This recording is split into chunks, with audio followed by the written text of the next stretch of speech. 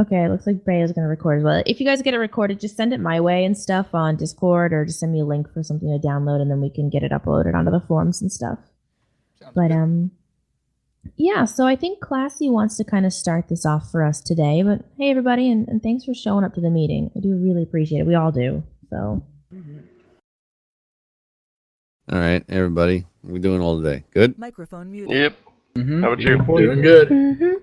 Awesome, possum. Okay, so I just basically wanted to say talk a little Microphone about activated. at least my personal perspective from it from the beginning, where we came from, where we are, and where we're going, and then basically we're going to go through what we're going to do in the future here to get where we think it needs to be. So myself, along with many other of you who are not new to role play, we've been around the block for some time now, and the primary role play for the longest time has been modified or alterated survival games, whether it be Daisy, Ark, Rust, what have you, build them up, defending and role play within that little realm and such and whatnot. And all of these have been run through Twitch communities or Twitch groups and organizations, and it was great. That's a little internal bubble, and you got your friends and stuff like that, and you learned.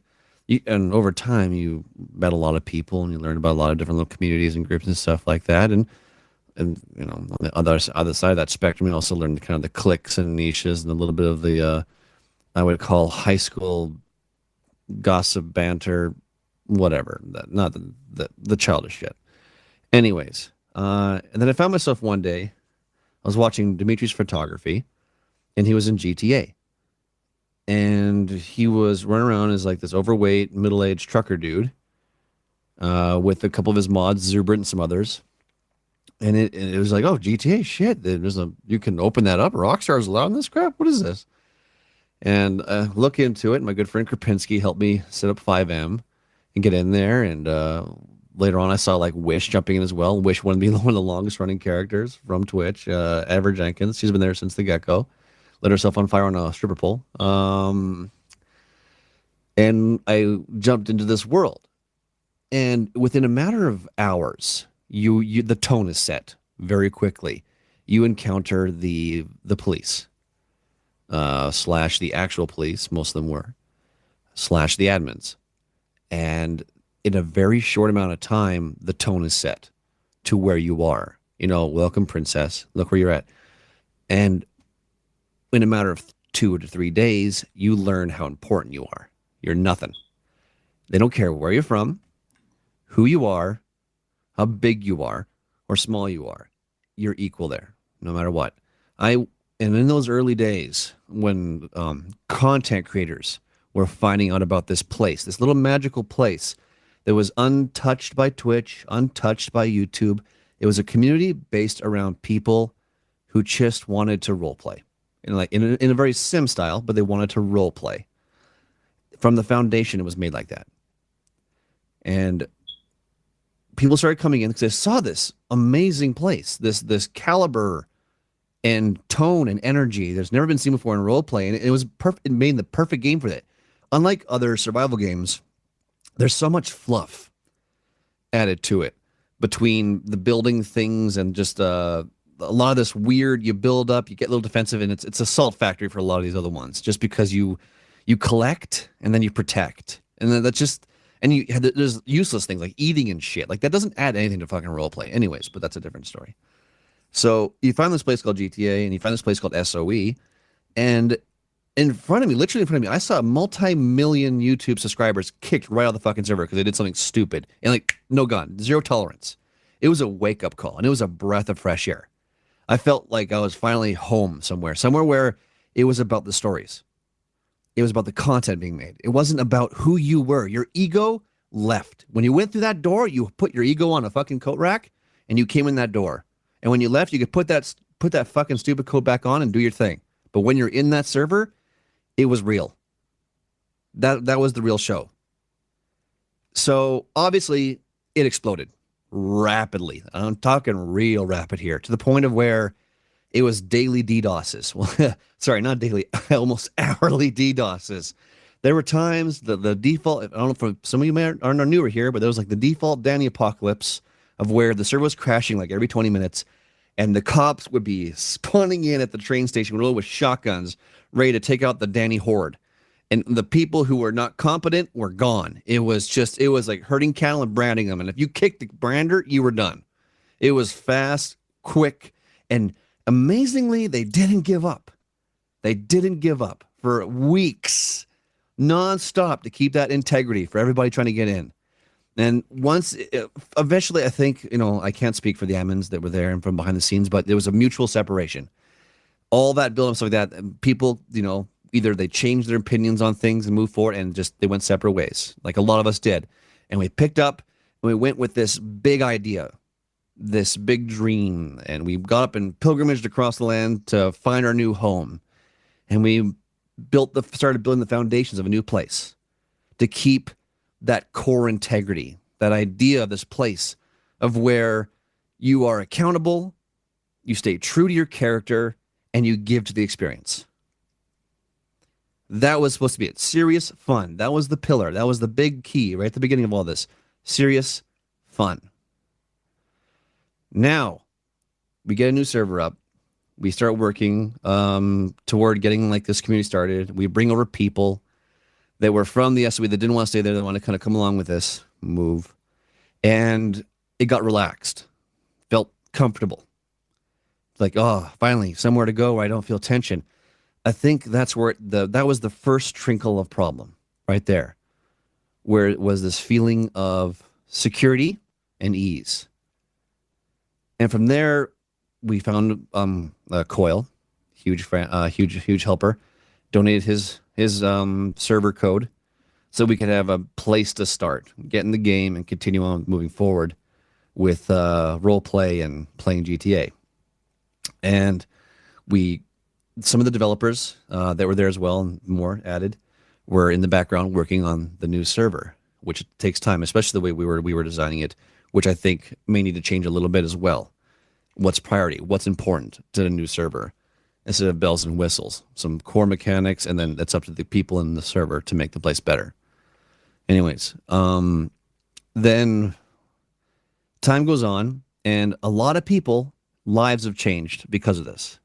People got partnered, changed careers, they've branded themselves, they move forward, and along with that, due to the popularity that came from this community and stuff like that, benefits were given to people within the community, sponsorships and games and whatnot. Not that was exactly tied with Family RP. It was just the people within there, and Family RP comes as the bubble that everyone goes in there, and we kind of try to help each other out as much as we can, but individuality as well. And we lost focus real quickly of what was important. What made this place special was no longer there. It was about ego, money, numbers. When the original foundation was supposed to be about none of that shit. It was about getting in the game, staying true to your character, accountable for your fucking actions, and giving to the overall experience. That was what it was supposed to be. And if you can't do that, you were supposed to be gone. Without even hit. Bomb. Fucking gone. We're not doing that at all. We are folding, giving in.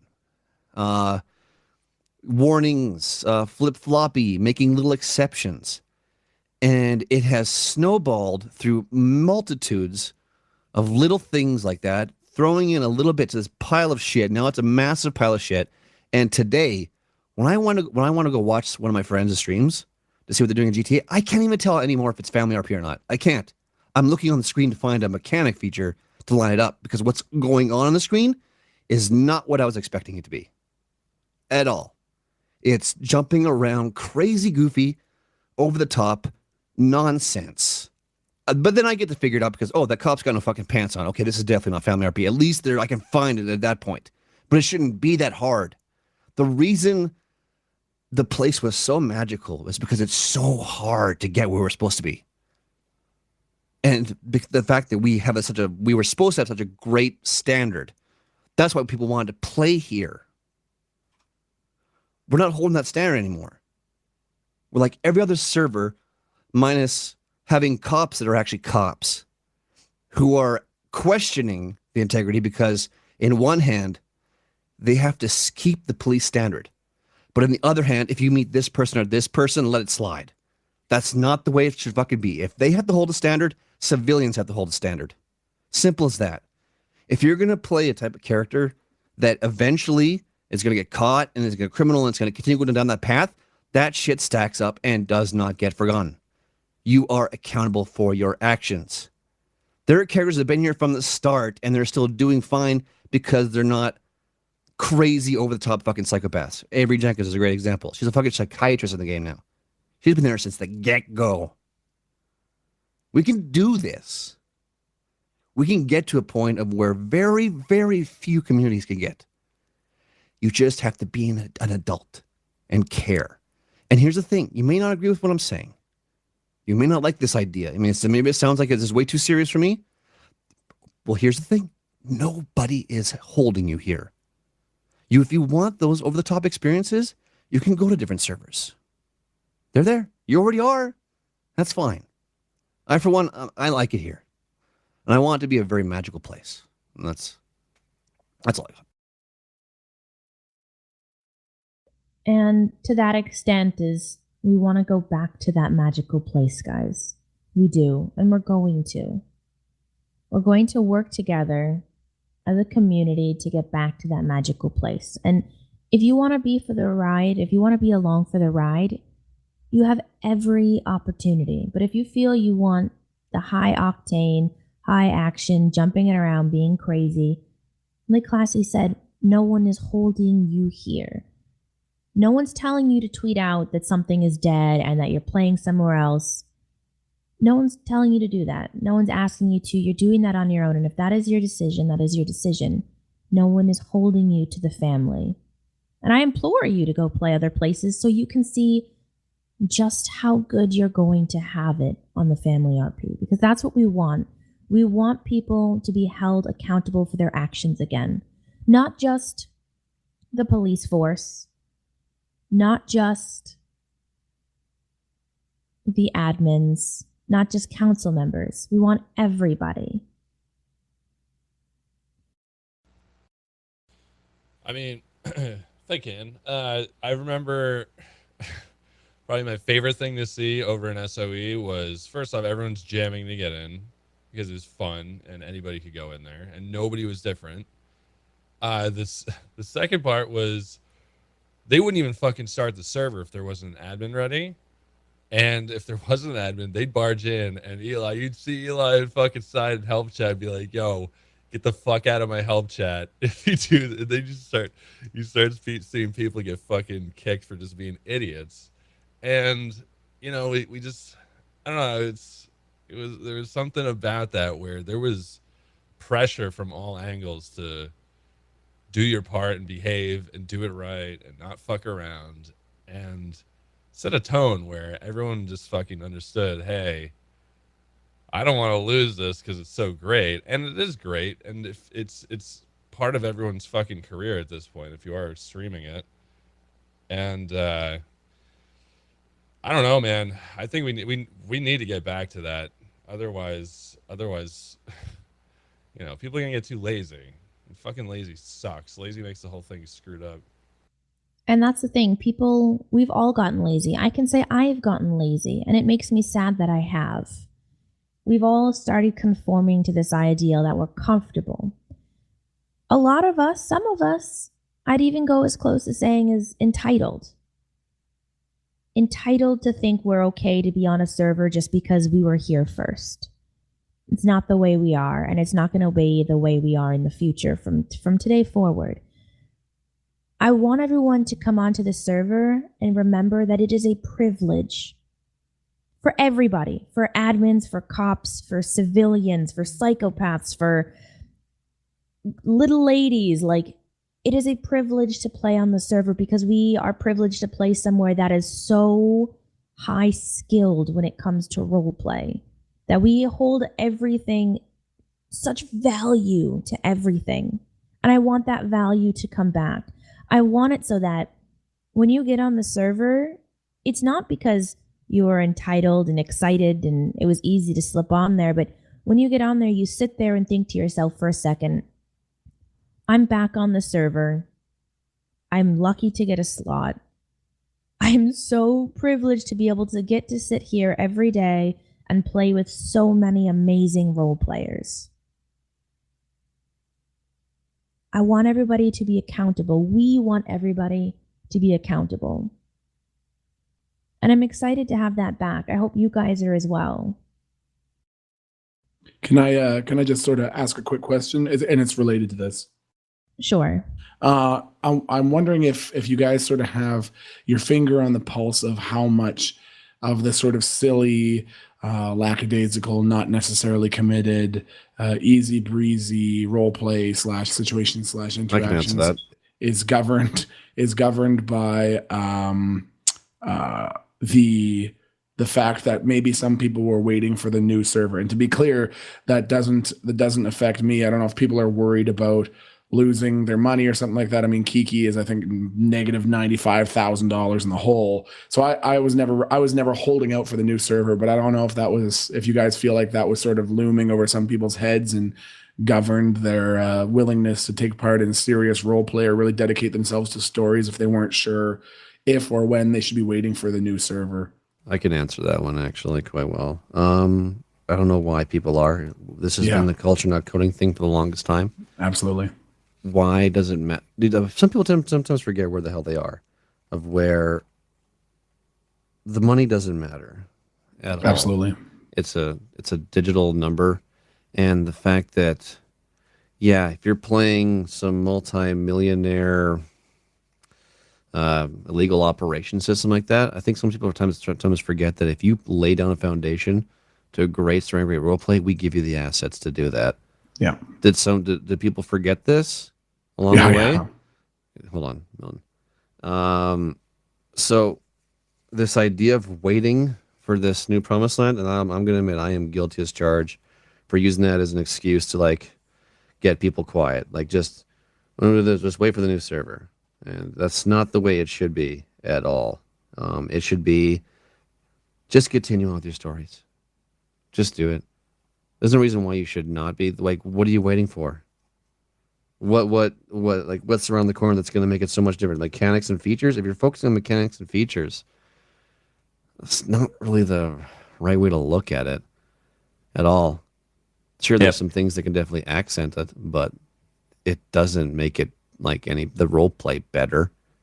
It doesn't. Everything's already there that you need foundation wise. So, yeah. Fortnite just got a new update. If you're looking for mechanics, if you're looking for role play, then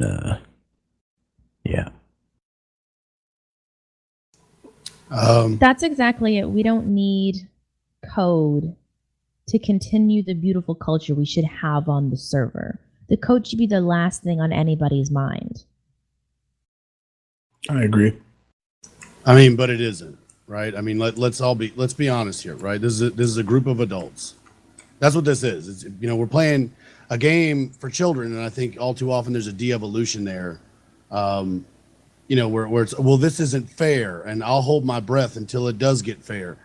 No, that's not what it is. It's not what it was. It's not what it ever was. And to be fair, it's not what made it popular. And a lot of the people in this room were not playing GTRP when it wasn't popular. It's as easy as going back and looking at the clips, especially if you were already on Twitch. The reason it got popular is because it was so different, because that standard was so hard. You could not do the things you could do in other servers because you would catch a ban. You would catch a seriously long jail sentence. So you had to do it different. People were watching because they wanted to watch your characters get away with it, because the police force was unrelenting, professional, and exceedingly difficult to get into. That's what made it popular. People love rooting for an underdog.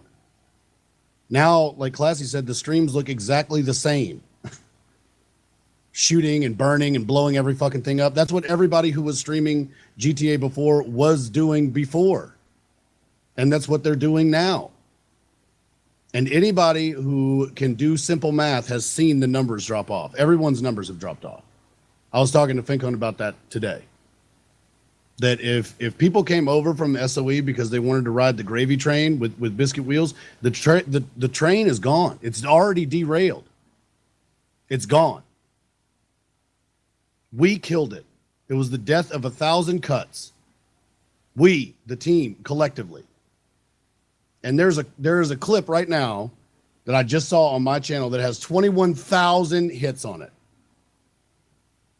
The title, hashtag is We Not Me is the title. And it's me talking about enforcement on a server that was dead as fuck. Because chat was upset that I was maxing people out for being caught with narcotics and stolen vehicles and whatever else. So, oh, it's boring now. There's only 3 people on the server. You're giving them max sentences. Yeah, because that is how it goes. You're either honest and cooperative or you get the max. That's it. Doesn't matter if it's me and one other person or me and 2 other people or whatever it is. The standard is the standard. And in the clip, I talk about how there will be no more babying, that these people are adults, the people in this community, that they're coming in here knowing what it is. And that to me, it feels like the role play is devolved either into one of 2 things: lewd, sexual nonsense and hijinks, or confrontations with the police, specifically with me, that people want to get into a shouting match with me. Or Google lawyer challenge with me, forgetting that when given the opportunity to create any character they wanted to, they created a low-level crackhead or a street-level gangster, which is the justification we're always getting when we're saying, hey, evolve. And it's like, well, hey, sorry, my character's name is, Johnny Mc Switchblade. That's all he does. He just runs around and stabs people. That's what he does. Then all of a sudden he's in custody. He's an expert on police procedure, custody laws, chain of evidence, all these other fucking things that are used against the police so that people can, again, slip away from committing, 15 fucking homicides and murdering people for their cars and doing all this shit that we said that we weren't going to do, that people are absolutely doing. And to Classy's point, the standard for the police has remained unchanged. If one of our guys does something that's fucked up, they're immediately suspended. We fired how many fucking people? I don't even know if FinCode's in here. I know of 4 people that I've fired that have put in 200 plus hours of police academy, FTO, all that other shit. And they get fired immediately. If they're in breach, they get fired immediately. And we have civs that are running around with narcotics on them, sliding across police car hoods, punching police officers, hitting other characters with bats and shit in front of them, like goading interactions like that, because people are not giving weight to the fact that for your character, that world is real. They'll never see the real world. That is their reality. And your decision-making process would be dooming that character to 5, 10, 15 fucking years in prison, where they would lose their house, their pets, their loved ones, their relationships, their jobs. That's what a real-time prison sentence is. If you were picked up right now by the police and held in jail, county jail for a month, you'd lose your apartment. You'd lose your job. People would stop talking to you. Jail is not a fun place. And yet you have people that are going out of their way to get incarcerated because they don't give a shit. In 10 minutes, they'll be back out doing the same fucking thing again. And to Classy's point, what the fuck does it matter about the money? If you have a character with a great storyline that's impacting other characters, the admin team here will go out of their way to support you and that storyline. If the goal is to grind to get as much money as possible, ask Carl Struder how effective that is. Coming on 16 hours a day just to run drugs when the police aren't around so you can buy flashy shit, but no role play involved, banned. That's how it has to be. To that extent, guys, that's going to be how it is from now in the future. We're going to be holding everybody accountable for their actions. We're going to be holding from the newest person to the oldest person, to the admins, to the head admins, to the police. Everybody will be held accountable for their actions. If you are caught on stream or in the server doing something that shouldn't be done, power gaming, metagaming, crap role play, an admin will have the ability to ban you then and there. There will be no more waiting till after they're done streaming. There'll be no more just putting them in jail until we can talk to them. There's going to be no more babying. Because I can tell you, there's a lot of people in this room with us right now who have sat for hours speaking with us, where we have counseled them and given them ideas, where we have helped them so that they don't get removed. There's going to be no more of that, guys. There are 10,000 people on our forums right now, and I'm sure there is every single one of them who wants to be playing on the server. We can't sit here and baby the people who don't want to follow the rules and who want to act as adults when we have 10,000 other people who might be amazing at roleplay and want to get in here. And to that regard, Wish does want to say something. Yeah, so we came up collectively with the idea that we've heard everybody. We know that there is nobody in the AM. We are rectifying that by we changed the on the forums. If you take a look, we changed the way that you guys can recommend somebody, which would be more of a fast track way to get people in here.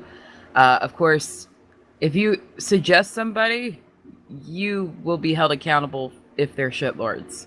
So we're gonna hold you accountable for that. But there's, like Proxy said, there's 10,000 people that want to play here, and so we're today at some point we're going to give 10,000 people a chance to play here. Not saying we're going public, but we are putting a form on the forums so people can, because people have put a lot of effort into making these character bios, and as somebody who's ran a community that's based off applications before, that doesn't always work.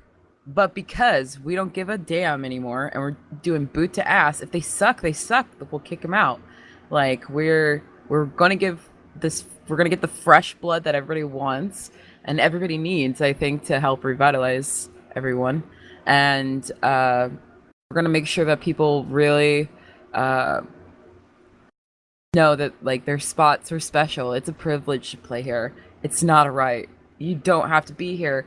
And there's so many awesome communities out there that you guys might want to take a part of instead of here, and that's okay too. We won't hate you for it, but we're going back to where we lost focus.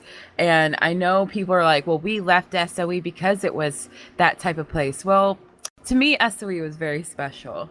Obviously, as everybody said, I had been there low-key since damn near the beginning, so way before the Twitch hype started. So there's that, you know what I mean? And there's still so many people that want to play here and would kill for your spot on the server.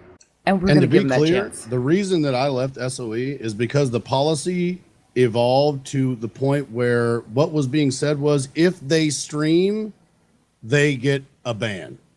That was where it was going. That it was everybody or the streamers. And I don't think that's fair either. If you stream or create content, you shouldn't be targeted, but you shouldn't also be treated special either. And SOE got to the point where the person who was in charge said, the easy remedy here is no more streamers. Big, small, whatever, doesn't matter. We ban them. And to make that point, they banned Lyric while he was offline. And that guy was a streamer. Yes. And that was the tone. And Fincone and I talked about it the very next morning when Harrison got put in charge. And he was like, okay, the new policy is zero tolerance enforcement. Even streamers, and being especially streamers, will be targeted and offline banned and that kind of thing. And we didn't want that shit. And this is different. And the clip that I brought up that I meant the we not me, I think people are misinterpreting what we not me means. It doesn't mean every fucking body. It means the people that are ready to work. Before you ask for something, before you complain, ask about what you're giving. Whose role play did you give to today? Whose story did you help advance? Like how much have you given? Did you come up with your own fucking story today? Yeah, your own fucking story. Jesus Christ. And that's the thing too. So like, if people have empathy towards the police and the situation, everybody in here, some of you don't even belong and you're in here. Pretend you're Eli and you fire your shit up. And you know for the next 8 hours, you're going to go from call to call to call where people will purposely not address you appropriately, show you indiscriminatory disrespect because of the uniform you have. Right, I get that happens to police officers sometimes. But for every day, all day, it happens to Eli all the time. Let me see if I can say something funny that'll outwit him. Let me see if I can trigger him. Let me get that forced encounter. That in its own accord is just fucking gross. Then we have certain situations where I stop a taxi cab driver who, dead to rights, have him. I would have the physical means to determine something. But this taxi cab driver who is a cellular phone IT technical support professional in the real world, right, gets upset and tells me it's impossible to crack into a phone, tries to tell me how to do my job, and he has no fucking idea what he's talking about. He's actually still 100% blatantly wrong, and he's getting upset. But he's using means of power gaming when I'm not even like saying anything this wazoo. Like, you send a fucking text message, I don't care if it's on an iPhone. I can send a court order or a subpoena to get that text message. And he refused to believe that and started to get belligerent with me. If I was an SOE, I've been a dog on a chain. Every admin meeting we have had behind closed doors and we talk about banning people, guess what I say? Ban, ban. And we've been voting. We're done voting. We have a group of trusted admins to where we think they're going to take a logical approach to a situation. And if the logical approach to the situation is to ban your ass, we are not going to second guess each other. We are not going to give you a reason. We're not going to chat with you. We're beyond that. I've failed you, and they're going to let me off the leash. I will you want to chat right about it? in game. So chat about it? There's a ban appeal. Yeah, good luck with that too, because when you go in there and I show them what you did, I'm gonna stream it when I'm playing. So when you get hit by me, eventually they're not even gonna look at your ban appeal if it comes from me, because they're gonna know it's right. We'll get to that level. But the thing is we've gotten so far sidetracked. We've become this comedy show when in reality we were something that contested Game of Thrones. Like, we were something that had something special. Jail time and fines do not fear y'all. You get reduced time. You get 10 minutes in jail or 15 minutes in jail, and you're like, cool, we'll watch some clips. I'll go grab I'll grab a sandwich to eat, and then we'll roll on. No. Jail times are coming back, and I want you guys to be criminals. Don't get me wrong. I don't want a server of goody two-shoes. But I don't want some asshole that's chasing a police chase in a stolen car so he can rear-end the cops when they 1050 out of that to have a forced induced police interaction. That's all these examples have actually happened. Those individuals, if I was off the leash then, and I'm off the leash now, will be dealt with. That is not our quality. Go to Grand Theft Auto Online or go to these other servers. That's fine. If you need your adrenaline rush or your adrenaline fill, go there. But when you think you have a good story, when you think you got something to pursue, when you feel your top tier roleplay, come back here. And then it's that simple. I just as a very quick and related note, it was a couple of months ago, I think, where Classy said it, and he just sort of touched on it. I just wanted to reemphasize it, that the most important part, and it ties directly to the interactions that people force with the police, is that good, engaging role play. And the reason why, Classy, for example, is viewed as pretty much the gold standard for one of our many members of gold standard for role play, is because he always says, and I heard it from him first, that engaging role play is all about giving. Don't try to force and steer police interactions and think that you're somehow going to come out on top and that things are going to be better if you force the interaction to go the way that you want. It's all about giving. If you can give, your story is going to be that much more engaging. I want to step in very quickly, but you're right. It is, you don't always have to be the hero of your own story. You can be the hero of someone else's just by being a side character and helping them out. One thing I do want to make a note, because we have been getting a few messages. We don't want anybody streaming this meeting right now. You guys all know what we usually do. We have the meetings in confidentiality, and then we put them onto the forums just so that no one is being engaged by their chat, saying things that they normally wouldn't say. People aren't being egged on, where we as a community can get together and voice our opinions and not be changed by any other outside forms of communication, is the best way to put it. So no, we don't want anybody streaming right now. If after the meeting is finished you'd like to talk about it on your stream and stuff, that's completely fine, but we don't want the meetings itself being streamed. And just so you know, if you are streaming this and putting passive aggressive comments around, and we see these things. And again, I do want to say nobody is keeping you here. If you're liking playing somebody somewhere else, no one is forcing you to be here.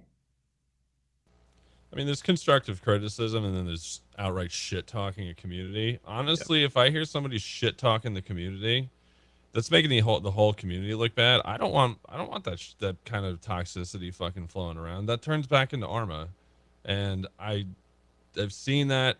It turns everyone against each other. It's the worst fucking mentality. And honestly, I find that I don't know how the other people, I'm just throwing this out there, but if you're gonna shit talk family RP, man, get the fuck out, man. That's easy enough. Like, And that's I'll how it's help you going to get there. be. Don't worry. If you Yeah. are seen shit talking the community, the family, if you are shit talking individuals within the community, you will be removed from the server. There are going to be other people who want to be here and who won't talk shit.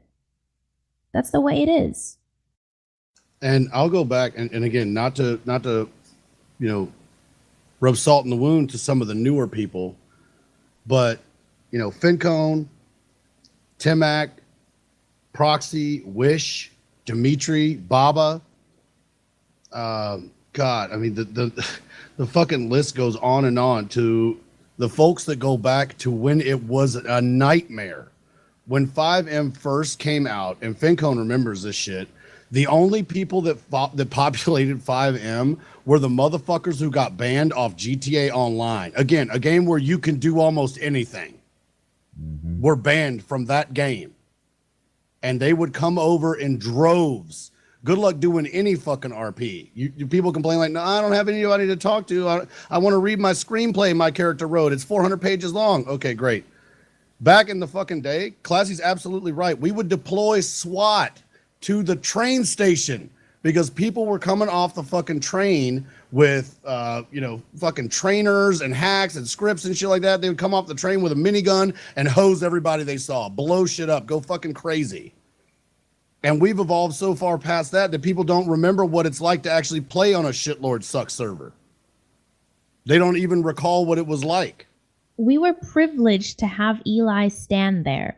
We would all, after a crash because someone was DDoSing the server, we would all be there trying to spawn and run away from the train station because you would have Danny defaults punching everybody, running around like maniacs, talking shit, and we would be privileged, one, to be able to get a slot out of the thousands of people that were trying to cram their asses in there just to be a Danny default and fuck with us, to then not have that Eli roleplay or the cop roleplay that we wanted because they were so busy keeping the server safe for those of us who wanted to be there and who wanted to create stories.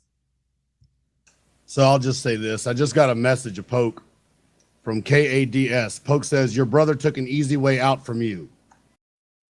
Wow. That's what I'm saying. Wow. That's what I'm saying. Jesus Christ. So for those who don't recall, my brother was murdered in October. This is the kind of shit I get all day long. Jesus. Wow. I'm not gonna lie. It's all day. Every fucking day, all goddamn day long. All day. And yet here you are still putting in work. And here I am. Yep. And the clips that I get and the shit that I get and people saying, oh, he doesn't deserve it. He hasn't done 9 years on Twitch. He hasn't done 9 years on YouTube. I never said I did deserve it. I never demanded it. Proxy did something for me that was over the top kind. Her, Timac, Waffle, Classy, Fincone, Wish, all those people went out of their way for me. And I feel like I owe those people. I have a long memory. I grind for those people, not for myself. I'm not a fool. Everything comes to an end. Everything. And I could walk outside today and get hit by a fucking car. My goal is to create a community that can survive without me, to give other people a chance that I got. That's the fucking goal. And people are upset and they resent me and whatever else. Be upset, resent, whatever else. Shit in one hand, wish in the other. And that's I something personally we're... believe. I'm sorry, Proxy. Sorry, one no, second. go ahead. Yeah, I mean, go I ahead. personally believe that the police should not be the stars of the role play. I think police are there to facilitate the role play. That's what our job is. And to be fair, the fucking standard that we have, it's hard enough for people to stick to that standard. Even people that have been police officers or military in the real world, the Twitch animal is something they don't understand. They know police work. They don't know the animal that is Twitch, the mob. How quickly a comment can send thousands or hundreds of people swarming to social media to say this kind of shit about somebody they don't know, to somebody they'll probably never meet, because a lot of those motherfuckers are cowards. And honestly, I feel at fault because I've let a lot of shit go, not wanting to create a situation for anyone, even people that are doing it to me, where a whole bunch of people are going to be flooding their chat and make it impossible for them to play the game. And I've allowed a lot of things to happen that in the old days I would have just banned for. I'm not going to do that anymore because, again, if you guys haven't noticed, the ride is over with. It's over. People are no longer interested in what is going on here. It is the same shit as it was before. The same shit they can find anywhere else. The ride is over. So if you're here for that ride, again, no one will judge you. Good luck. Do what's best for you and your channel or your YouTube or your whatever. Good luck. The standard will be aggressively enforced. All claims to Jason, all reports will be investigated exhaustively. If you get clipped power gaming, metagaming, doing some fucking shit, goodbye. If you want to have a fucking toe-to-toe with me, that's fine. But if it goes to the point where it's fail RP, goodbye. It's more important to me to have a community that is successful than for my personal channel to be successful. I can go back to work anytime I need to go back to work. To be fair, I'll go right back. So be here if you want to be here. And that goes for the police guys too. I want your channels to be successful, guys. The police work comes first. Any fucking shenanigans or anything that's outside SOP, you're going to get a fucking mushroom stamp. And people that are trying to take the family RP shit and go off and do their own shit that's definitely not family RP, you are going to get cut the fuck up. Make no mistake, people see what you are doing. Just because they're not coming to you, and they're giving you the opportunity to realize it yourself, it is being seen.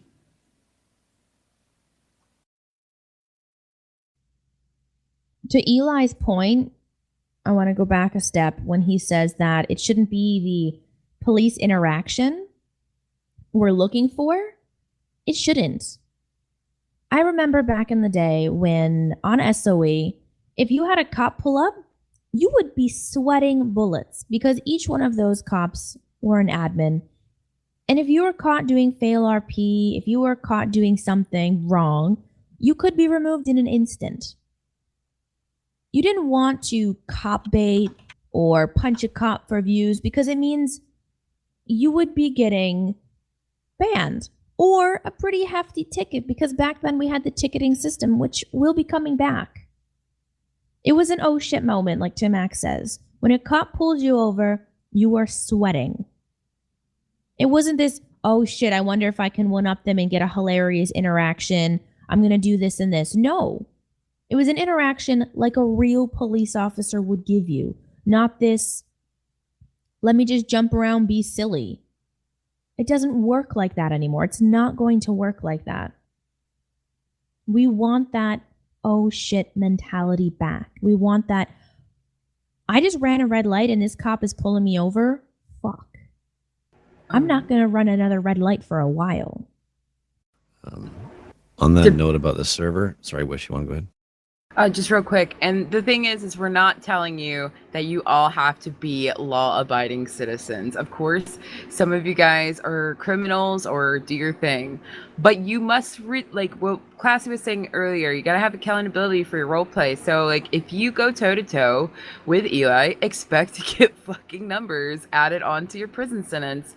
And when we mean toe-to-toe, we don't mean trying to punch a cop or trying to outwit, you know, the cops with your, you know, your smart ass. I mean, I've had, okay, old Avery, obviously not Avery, but like Avery used to get into it with the cops all the time. Like, but the thing is like it was in character. She didn't do anything with outside of character that was like, oh, she's just gonna shoot at a cop or punch a cop or no, it was she got in trouble, and she would be mouthy sometimes, but it was not overstepping that boundary that the character had set. You know what I'm saying? Like, So- yeah, I'll snowball off of that for sure. When you pick to do those type of like felonious or whatever, like here's the thing. You can play whatever the fuck you want in the server. Absolutely. You can be this crazy, insane lunatic, a criminal underlord or whatever, but just understand you're accountable.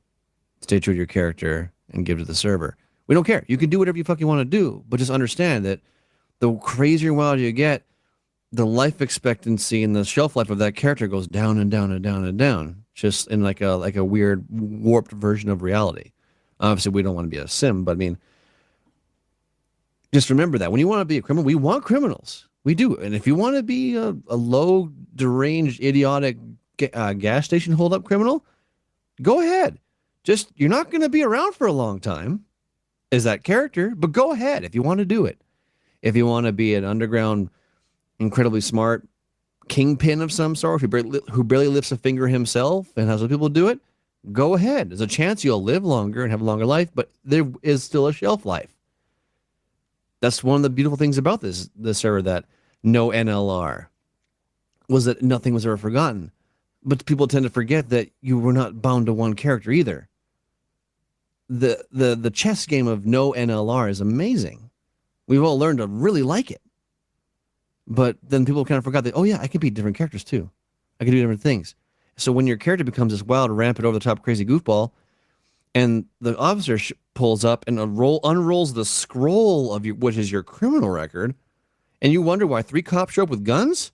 They're just holding the standard of their police job. We want criminals, hell yeah, but just remember, there's a timer with them. But we want them. We want to get to a point of where bank heists and stuff like that do happen. They're not like a clock in in the morning. Good morning, Bob. Let's go around the bank, and then okay, we'll do it again in 30 minutes. No. We want to get to a point where a bank heist happens, and it's holy fuck, a bank heist happens. Because you want the cops to have a good, entertaining time as well. It's all about balance going forward. Balance and doing crazy, cool things to just make this place an amazing place to be, but stay true to the character. And when it came to that thing about getting in front of Eli and stuff like that, it shouldn't matter who the fuck you are in front of when it comes to you're in front of a cop. Think of it that way. You're in front of a fucking cop, whether it is loud barking Eli or smooth talking Doyle or very passive 5-0, you're in front of a fucking cop. Obviously, if your character is the type of person that would lie and spit in the face of a cop, then play that character. But stay true to your character. If you're a cab driver who's got very low education, runs around people, and all of a sudden you're an IT fucking telephone expert because you feel like you're not going to win an argument, you're not staying true to your character. You're trying to win. Get it? Does that make sense? I hope it does. It's just about fucking staying true to whatever character you create. And we don't care what character you create, but you understand the consequences of that character when you create it. If you play a very passive, friendly person like Zoe, the shelf life is probably going to be a really fucking long shelf life. I hope we can get that into people's brains here. Some people get really comfortable with that one character. And if you're going to be very comfortable with the one character, then just think about what's going to keep that person alive. Don't be afraid and think like we're trying to hound down, like the police trying to hound down and destroy. No, they're not. They're just doing their fucking job. That's all it is. Now, on the question of server and stuff like that, eventually we're going to go public. I'm actually going to try to snowball that to be quicker. Hopefully, like a lot quicker for a public server, because it's overdue. Not for you guys, for the other people not in the server. It's overdue for them. It's way overdue for them, and we're gonna get that ball rolling real fast, because I feel like we're missing a train here for people out there who don't even stream, who just want to role play. And some of the best role players I've ever fucking met never once hit record or live buttons. Some of my personal favorite role players never touch that shit. They're just there for the fucking sake of their character. And they're so good when you meet them. You can't believe it, how great they are. And I want to get there, to get those people and then give them a chance. Because so far, it's been nothing. Here's my dossier. Here's all my YouTube and Twitch and stuff like that. And that's the only way we've been able to find people. I found myself in public servers a lot to find these diamonds in the rough. And we found one in fucking Harry Potter RP, for Christ's sakes, because those people are amazing. And we're going to get that door open for these public people real soon here. So some people can have that kind of remember that little, realize that security blanket's coming off, right? We're going to have those doors open a bit more. And that's coming real soon. Actually, it's Well, let me already take that off coming of- onto us. Just give me a Before we go second, too Doyle. far with the criminal Wait, thing, give me I a don't want to get second. sidetracked. Sorry, Doyle. 1 second. With that being said, we already have contacted over 20 people, streamers, YouTubers, and non-streamers and YouTubers, people who are the diamonds in the rough who never get to be seen unless we allow them on or see them in Harry Potter role play or have a recommendation. We've already got over 20 people who are coming on, who are messaging me right now with IPs, who will be ready even to play tonight. It's starting, guys. The doors are starting to creak open, and I'm excited, and I hope you guys are as well. Sorry, I just wanted to, it was a segue. Sorry, go ahead, Doyle. Am I good? You're good, Yeah, Yikes.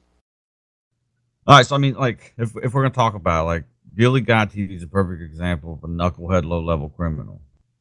When he steals a car, there's a huge difference between, okay, I'm gonna flee from the cops, and I have methamphetamine on me, and I have a fucking illegal firearm, and I'm gonna shoot at the cops as I'm fleeing in the police car. Like, what do you think the categorization is of somebody that just flees and commits Grand Theft Auto for his timeline and runs from me on foot as a foot bail, compared to the other individual that attempted murder of LEO, that, you know, purposely went out of their way to make sure their last ditch effort, they just shot at my tires? Like, Slater gets that. Gilly Guy gets that distinction between knucklehead criminal activity, and he don't spend much time in the booty house, and he's got a huge track record. His rap sheet for GTA is retarded, but other people don't seem to get that because they're like, fuck. When Gilly Guy's fleeing, he's like, I'm gonna try to get away. If I don't, I don't. But your average person, okay, I'm not getting away. Okay, I'm gonna shoot. Okay, I'm gonna find an ambush spotter. I'm gonna fucking text somebody real quick where I'm at. Help! Like, he gets that distinction between simplistic knucklehead crime versus the guy that just doesn't want to lose.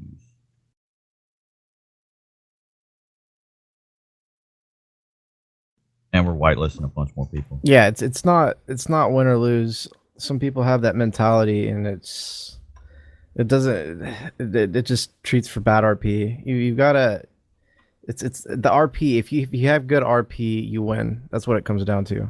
Doesn't matter what the ending is with your character. If you'd enjoyed it, if you made other people enjoy it, which is my main goal, is to make other people enjoy the RP they have with me, then I'm happy. Although I'm a dick half the time, just saying. Half.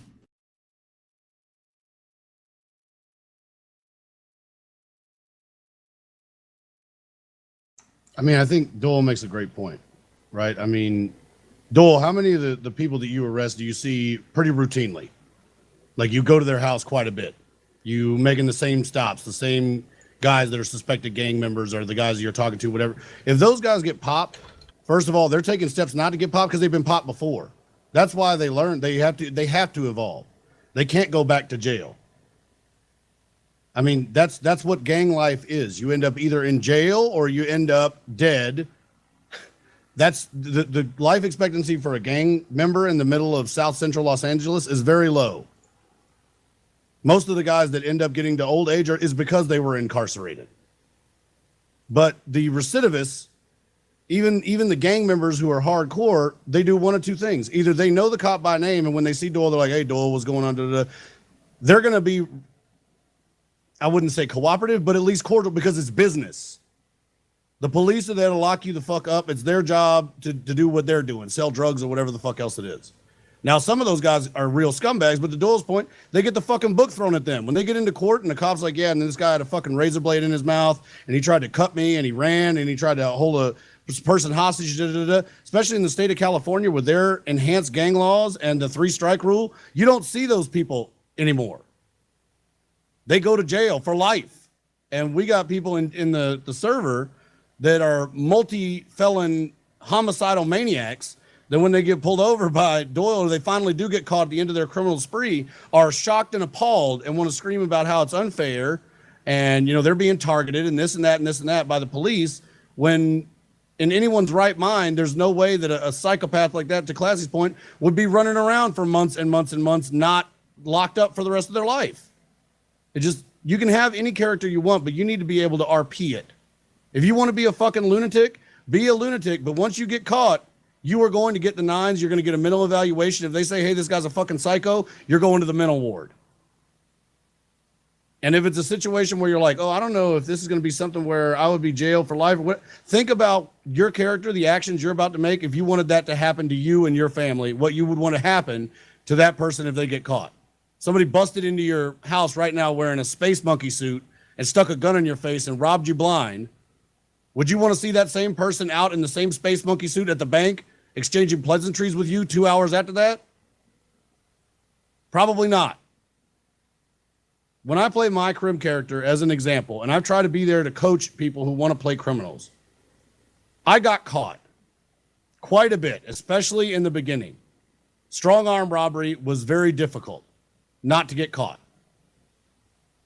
But the goal was to build a criminal organization to scale it out to the point where even if I got caught, and for those who watch Penta was doing the same thing with his motorcycle gang, even if one of them got popped, there was still others out still facilitating the business, still selling marijuana, whatever it is they're doing to make money. Because at the end of the day, that's what gang members care about the most, is money and power. Not having a witty exchange with the police officer or killing as many people as possible and mutilating them. Normally, that's not going to be top of mind. Will they do that? Sure, but most of the time, it's around business because of the territory issues. And you guys have the chance to humanize these characters with the level of immersion that we can get to. People actually pull for these characters.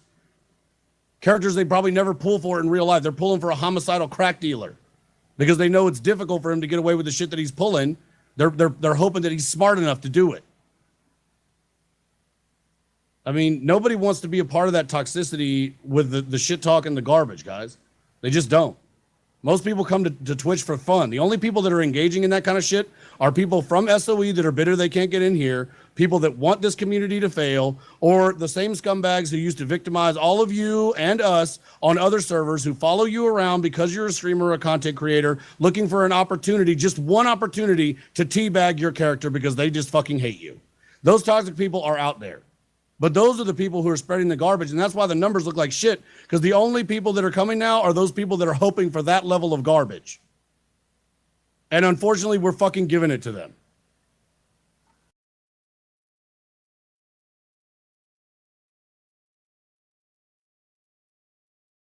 Well, not any longer, we won't be.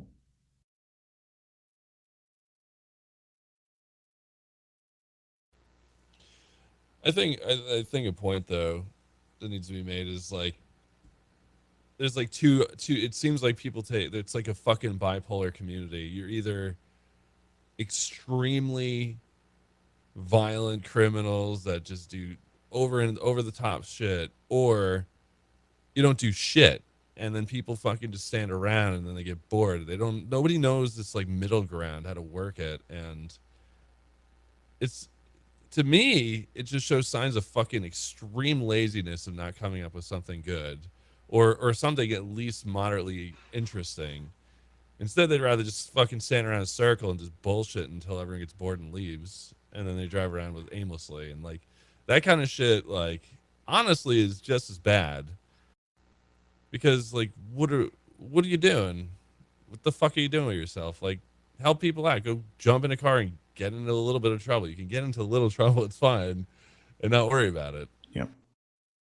That's a very quick related note, and I think just to touch on what someone mentioned before is that, and I know one of the efforts that was made in SOE to stop people from, or to open up people to more interactions, was they were afraid of people sort of becoming too cliquey and just sticking to their cliques and not being open to interacting with other people. And I think, as Tim X said, if you open yourself to the option of not taking part in specific cliques and being willing to interact with anybody. Bill Ding and Shaggy, who'd never interacted before for any reason, had one of like my favorite interactions when we were trying to pick up some weed, and ended up with just a hilarious conversation on the side of a mountain where I was trying to teach him Vietnamese tonal pronunciation. And it happens because we were willing to step outside of, the social circles that these characters might usually hang out in, and also be willing to get into a little bit of trouble without trying to blow up cars and rob gas stations and, you know, cause all sorts of mayhem. Yeah, that's why a character like Shaggy's great to go meet everybody. When I brought Mac Opponent, I shook everyone's hand and I tried to fucking figure out their business and try to get involved. So you get, when you make these stories that have this global involvement, you end up staying busy the entire time. You force yourself to stay busy. Whereas if you want to stick to your like 2-3 people and just never go out of that bubble, all right, go ahead. But I guarantee you, you are going to get fucking sick of those 2 or 3 people, and you're going to get bored, and you're not going to want to do anything because you're limiting yourself so fucking much. And the characters that can get around and see and talk to anybody out there are the ones that end up being the most fun. Absolutely.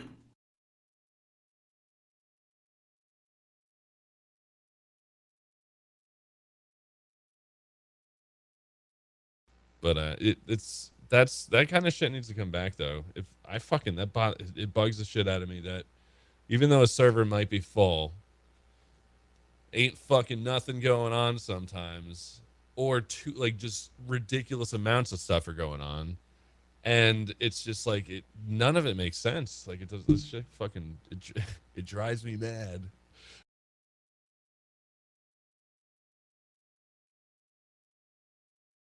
It's crazy to see sometimes what we've devolved into and what even the Twitch communities expect, even from our server, which I never wanted to see before. I just brought in a new character who is an 83-year-old grandmother.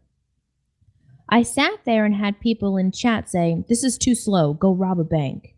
I'd talk to a police officer and they'd be like, "Punch that police officer and say, you know, it's just your old age." And I was sitting there thinking to myself,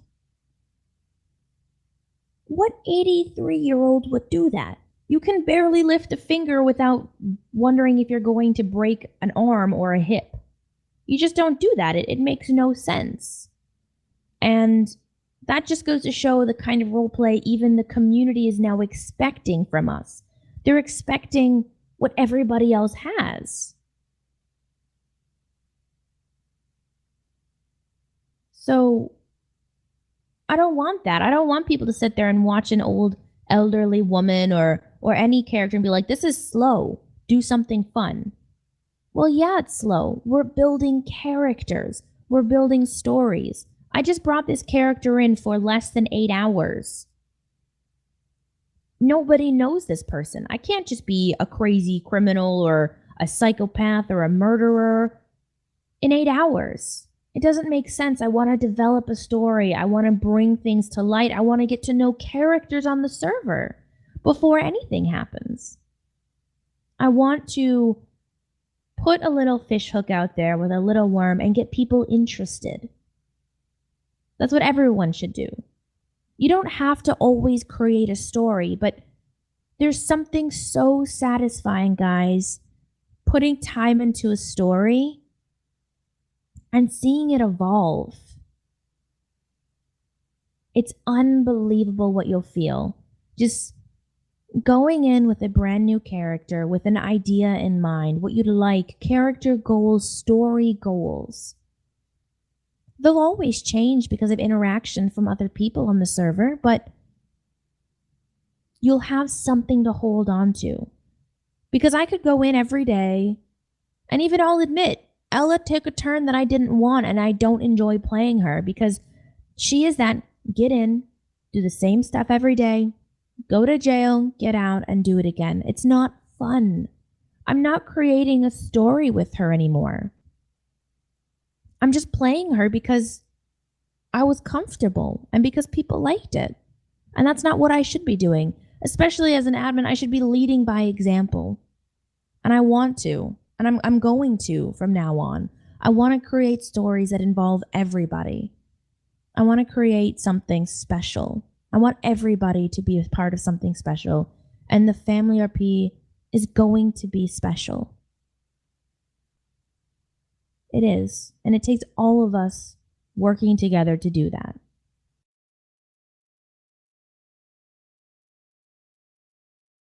So if you're committed to working together to make this place awesome, that's what we want and that's what we need.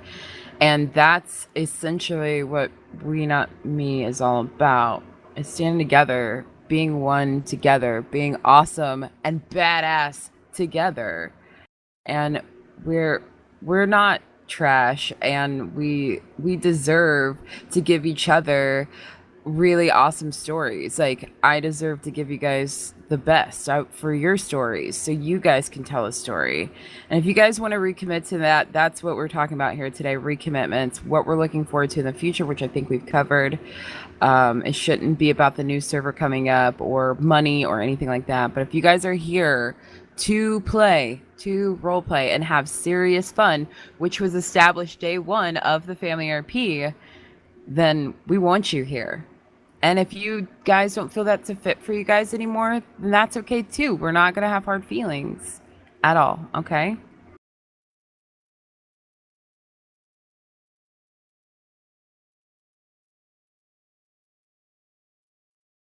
I guess at this point, with all the talking we've done and stuff, if none of the admins have anything else that they want to add or say anything as of right now, we can open it up to some discussions and stuff where we can all chat about the things that have been said here today. Again, I do want to stress that this shouldn't be streamed at the moment. Obviously, you can talk about it later, and we'll be uploading the recording. But for now, let's keep it with us within the community. Does any of the other admins have anything to say?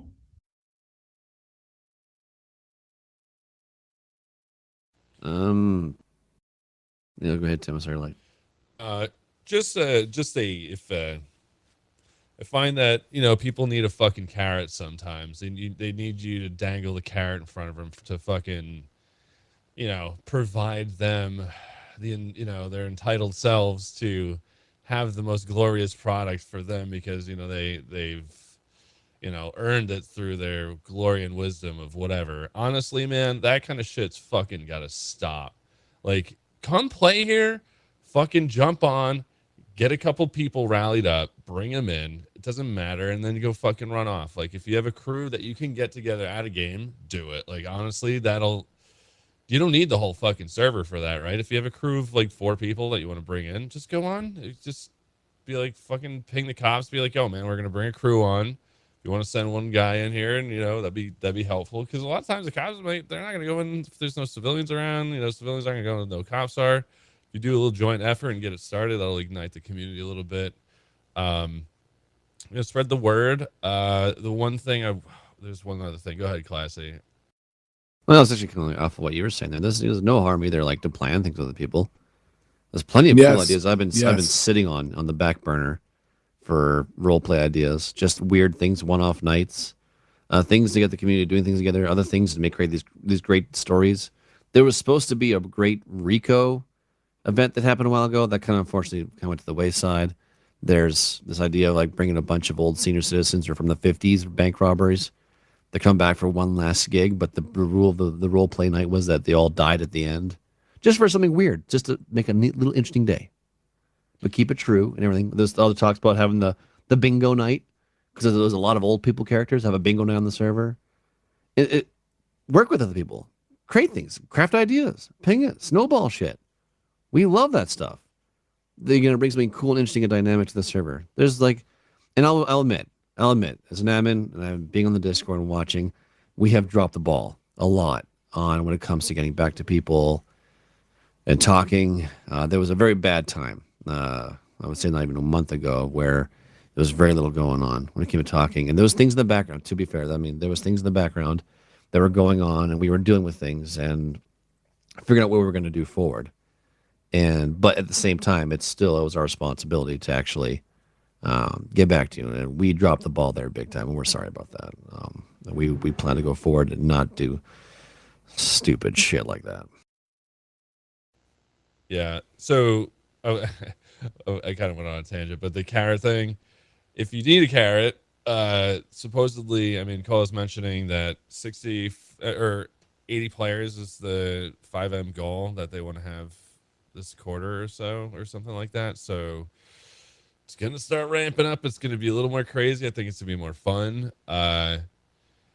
And so we're going to need recommendations. However, in the future, I mean, obviously the open server is going to be a nice place to figure all of that out. But if you have recommendations, honestly, man, a lot of people get away with some recommendations and they get somebody in here and they suck dick, and you shouldn't. You should be held accountable for it, because, like, honestly, it's your credibility on the line as well as the person you're bringing in. So, you know, make sure the recommendations are good, and we'll weigh them, man. Like, if you get recommendations, bring them forward, and just know, from my standpoint, if I see someone fuck up that you bring in, at least for me, I don't know about the other guys, I'm gonna come straight to your ass and be like, why the fuck did you bring them in here? Because they're terrible. And then I get it. You can't really be too sure of what someone's gonna do, right? You don't know if they're gonna snap, have a bad day, whatever. God only knows. But I mean, you should take people with a grain of salt when you come with some recommendations, because Also, we're having a dev meeting, right? There was some fucking shitty people on that list. There's the link right there if you'd like to whitelist or have somebody suggested for the whitelist. I just posted it there. We're going to be going through them, constantly adding new people. But like Timac said, and all the admins are ingredients, this is their shot to get on the server, but if they do something bad, we will be coming to speak with you. You're going to be held accountable for their actions just as much as they are.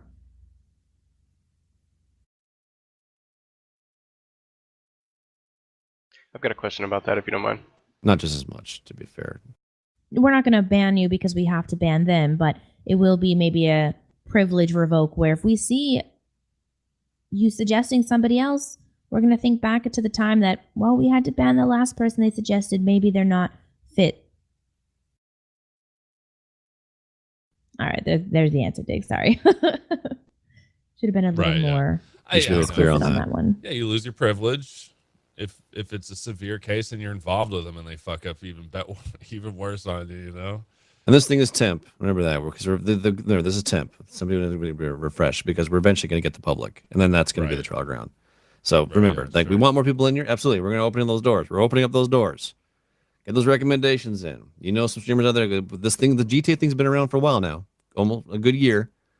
So yeah, if you know people, you've met people on the servers, everything. Oh, let's get that. Let's do it. We're opening up those doors. But eventually, that public's going to be there. So all those people that maybe never had the chance to be noticed or whatever can get on that public and do their thing. I mean, not talking like jumping up someone and dancing and doing the little jingle, but eventually, yeah, those doors are going to be open completely. And we're going to have a dev meeting here. I believe that was today, later on, correct? If I'm correct, I think it's a dev meeting today. Yeah, pretty much immediately after this.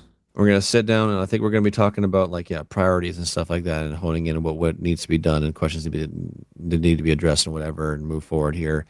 To let you all know, I talked to one of the devs earlier, and the new server, it's a little bit out there, a little ways out there, but we're going to try, but we have to also focus too on what's priority with that server as well, what's most important. It's not going to be, people have to get out of their minds. It's not going to be this grace land that everyone's on hold right now waiting for this grace land.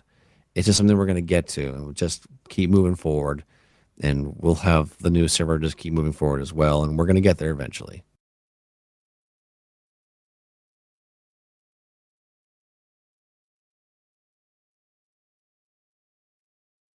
Okay, so with all that being said, if you guys want to open up with some questions or comments and stuff about everything we've been talking about here today, one thing I will say is let's not try to talk over each other. If you have something to say, try not to butt in on anyone's discussion and whatnot, and we'll try to answer you guys as best as we can as well. All right, I've got one. And since this, I just want to make sure you guys know I'm not talking about you. I'm just trying to see if there's a way to prevent this from ever happening again. I'm friendly with all the admins here, so I don't mean any of you guys, but how are you going to prevent another Harrison-style situation if admins are making on-the-fly decisions by themselves? I'm just curious. Good question. Great question. So all the admins here have committed to checking themselves if we know that we are out of line, or if another admin approaches me and I'm out of line, then I am not an admin anymore. We've all committed to that, and we've all committed to being fair. And yeah, the thing is that there will be decisions made on the fly, especially when we give people a chance to come in, and we're going to be doing those quick bans. However, we will be reviewing them afterwards with the ban appeal process that we're going to have coming in as well. So just to throw that out there, if that helps clear up anything. And to be fair, the Harrison situation evolved from a number of different things, but mainly it was because he was so active on the forums, and that's where Jay Kelly had his business, right? Everybody who knows SOE, that's where he made his custom controllers, and that was front of mind, was the interactions on the forums. For this place, what's front of mind is game experience. How are you guys enjoying the game? What's the level of role play you can get to? Can you do something like a Richard Oakes, where your character can move around with the highest level of evil, but completely invisible, hiding in plain sight because the order and cohesion of the community is so high, right? So the Harrison situation, the reason that he was elevated was kind of because it was a necessity for Jay Kelly. It was a focus, but the bans at SOE were largely, there was no one that could ever be challenged. The admins, some of the higher level admins could ban, and there was nothing anybody could ever do about it. Like, and they would never even talk with you about it. Here, if somebody gets a talking to, the admin channel explodes with, hey, I had to talk with this guy today. Here's a clip of what we talked about. What do you guys think? There's a lot more communication and accountability here. So it's not even close. Being on both admin teams is not even close to what was going on at SOE. And we were to the point where it was a little lax. Like, oh, can you believe this guy's doing this right now? No more of that shit. No, fuck no. It's not, can you believe this guy's doing this? This guy is doing this right now. We need to do something. Like, we have to tighten the fucking noose a little bit. Otherwise, you know, you can get right out and fucking, you know, and do whatever you're doing over and over again. So that's the big drilling point, though, I think, that needs to be taken away, at least from, it ain't just new code, it ain't just a new server. We're changing the way we're behaving to make sure this hype that's going to be coming is going to be executed perfectly. And we're holding ourselves accountable. That's part of it. And we want to, like, once again, like Classy said, we want to apologize to you guys because we weren't giving you guys the best that we could do, but we've recommitted ourselves to being, you know, the go-to people. So once again, if you need to talk to any of us, we're always there for you. Unless, you know, of course, I'm personally busy. I have school and streaming and stuff, but I'll be there. I'll sit up with you until 4 o'clock in the morning if you need to talk. So.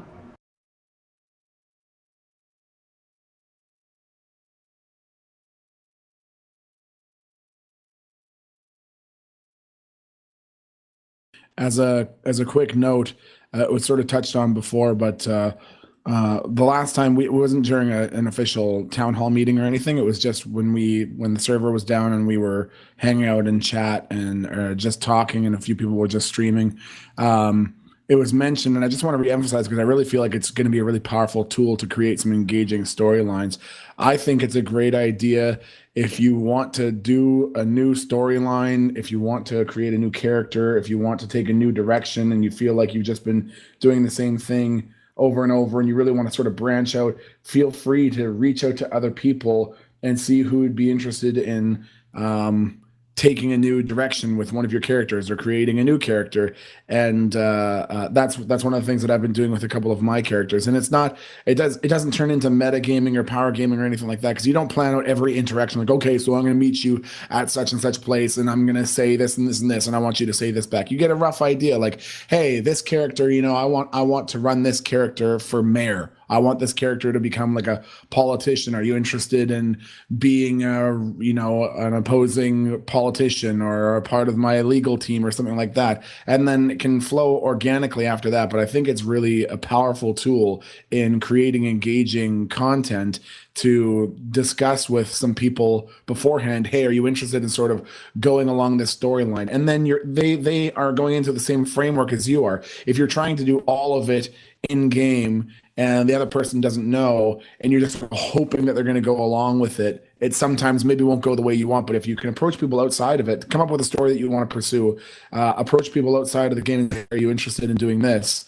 sort of idea, and then they know the general direction you want to take with it. I think it's a really powerful tool to create engaging storylines and really breathe some life into old characters, or provide some creative insight for new characters, things like that.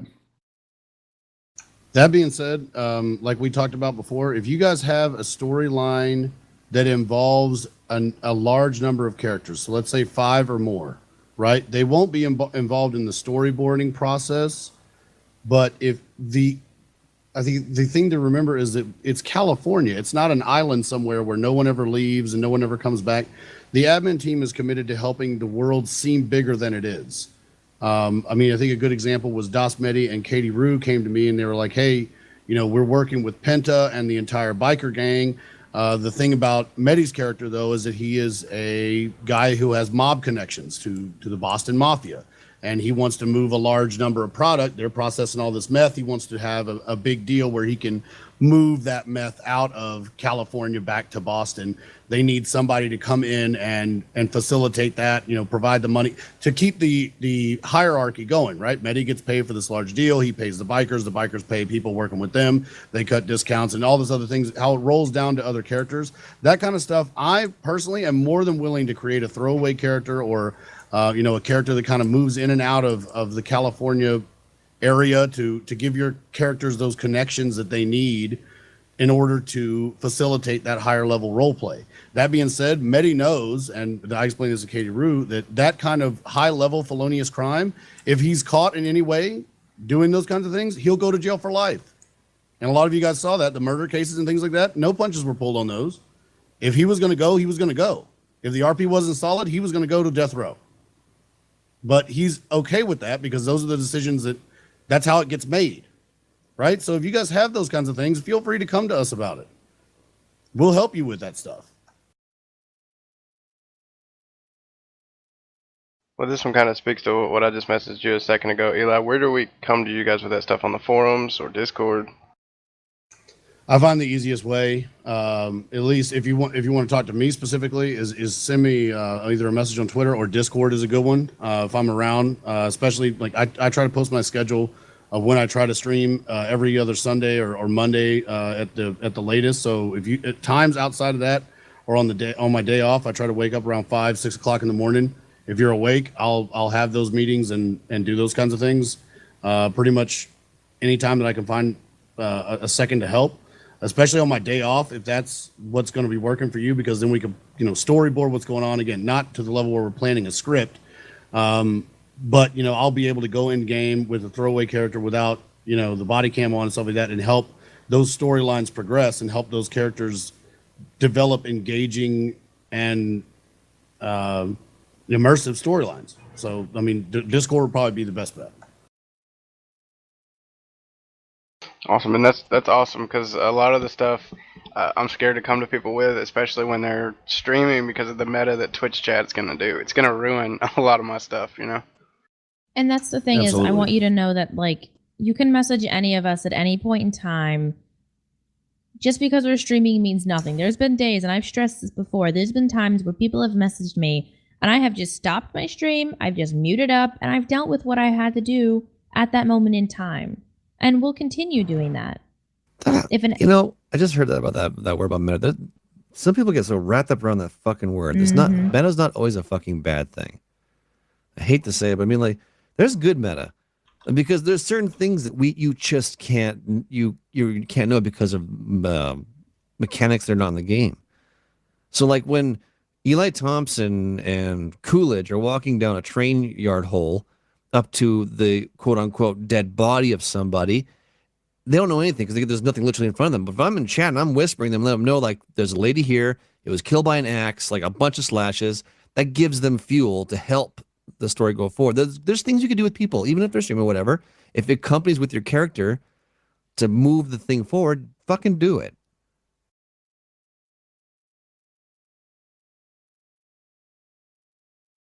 There is such thing as helpful meta, guys. There's a huge difference between it. And there's a huge difference between people giving you meta and you actually using it. Meta is just literally meta is when you yourself, the streamer, or anybody, the role player, take information that was given to you and use that information in a negative way. Not in a positive way, which will help create stories and interactions, but in a negative way to win a situation. That is what real meta is. When you take information that is from outside sources to try and win something. That's not what you want to do. But if you want a meta that, say you look at the player list and you see that someone is on that you remember and you're like, oh shit, this person just woke up. Let me drive to their house and pick them up in the morning. How many times did Ella and Shaggy and Dante and Avery and stuff do that every time? How nice was it to wake up? That's good meta. Yeah, and just see them sitting outside the house being like, yo, good morning, dude. What's up? And it's like, fuck yeah, that feels good waking up and seeing my best friends there. You know what I The mean? counter to that is to look at that playlist and say, oh, there's no cops online. I guess I can do this. Or there's a particular cop not online. I can do this. That's bad meta. You see how easily the same information can be flipped? There's a good side and a bad side to everything, and we want people to use the good side. So if there's a good meta that happens, why not? It's There's for a who the huge betterment. distinction. I mean, I wouldn't even call. I mean, to fuck the word. The best way that I would describe it is like if you're coordinating ahead of time, you're planning a story, whatever, you're planning a time because your story relies on other people, and you're like getting in there, and it's like, oh, you pop in together and you roll around, and you like, hey, I'll meet you over here in game, right? Like stuff like that. It's all fucking cool, man. Like that's all right.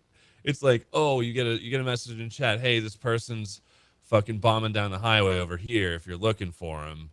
That's like, you're like, all right, first off, what do you want me to know where he is? That's the first thing you gotta ask. Then you go through this. Like, just don't use it, be like, oh, I'm gonna go fuck him over.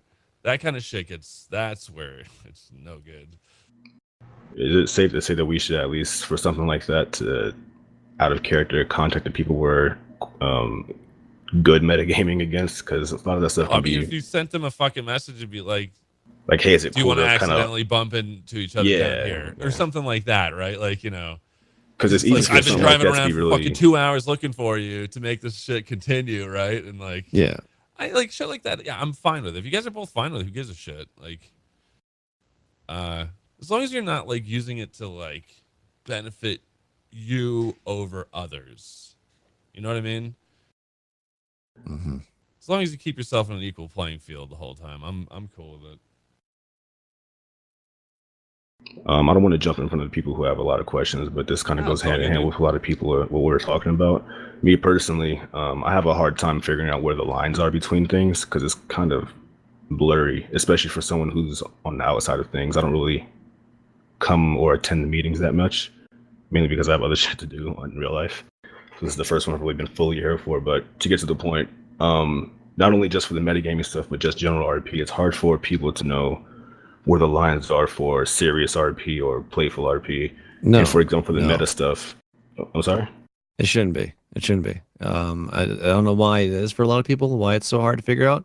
It's not a question of how serious and brooding your tone of your voice is or how serious the story is. It's serious RP or serious RP is staying true to your character, accountable for your actions and giving to the community. That's serious roleplay. That's good roleplay. Anything outside that spectrum is not. Doesn't matter if you're this brooding man, this dark times, or you're a crazy goofy clown guy. It's about accountability, true to the character, giving to the stories. That's serious roleplay. That's good roleplay. It's simple as that. So regardless serious of what you're RP playing. isn't like a category. It's more just like a State of mind. State of mind. It's a that's what I'm- culture. It's a Yeah, yeah, culture. yeah. I could, You- just as a quick You example. gotta understand. I come take- from a different take- background of roleplay, so Yeah. I hear serious RP as a Yeah, different dude, I definition. get you. Yeah. I come from fucking flight sims, man. We all come Yeah. from somewhere, right? I mean, like, Yeah. but we all learn, right? I went Right, through yeah. a lot of fucking weird places to get here.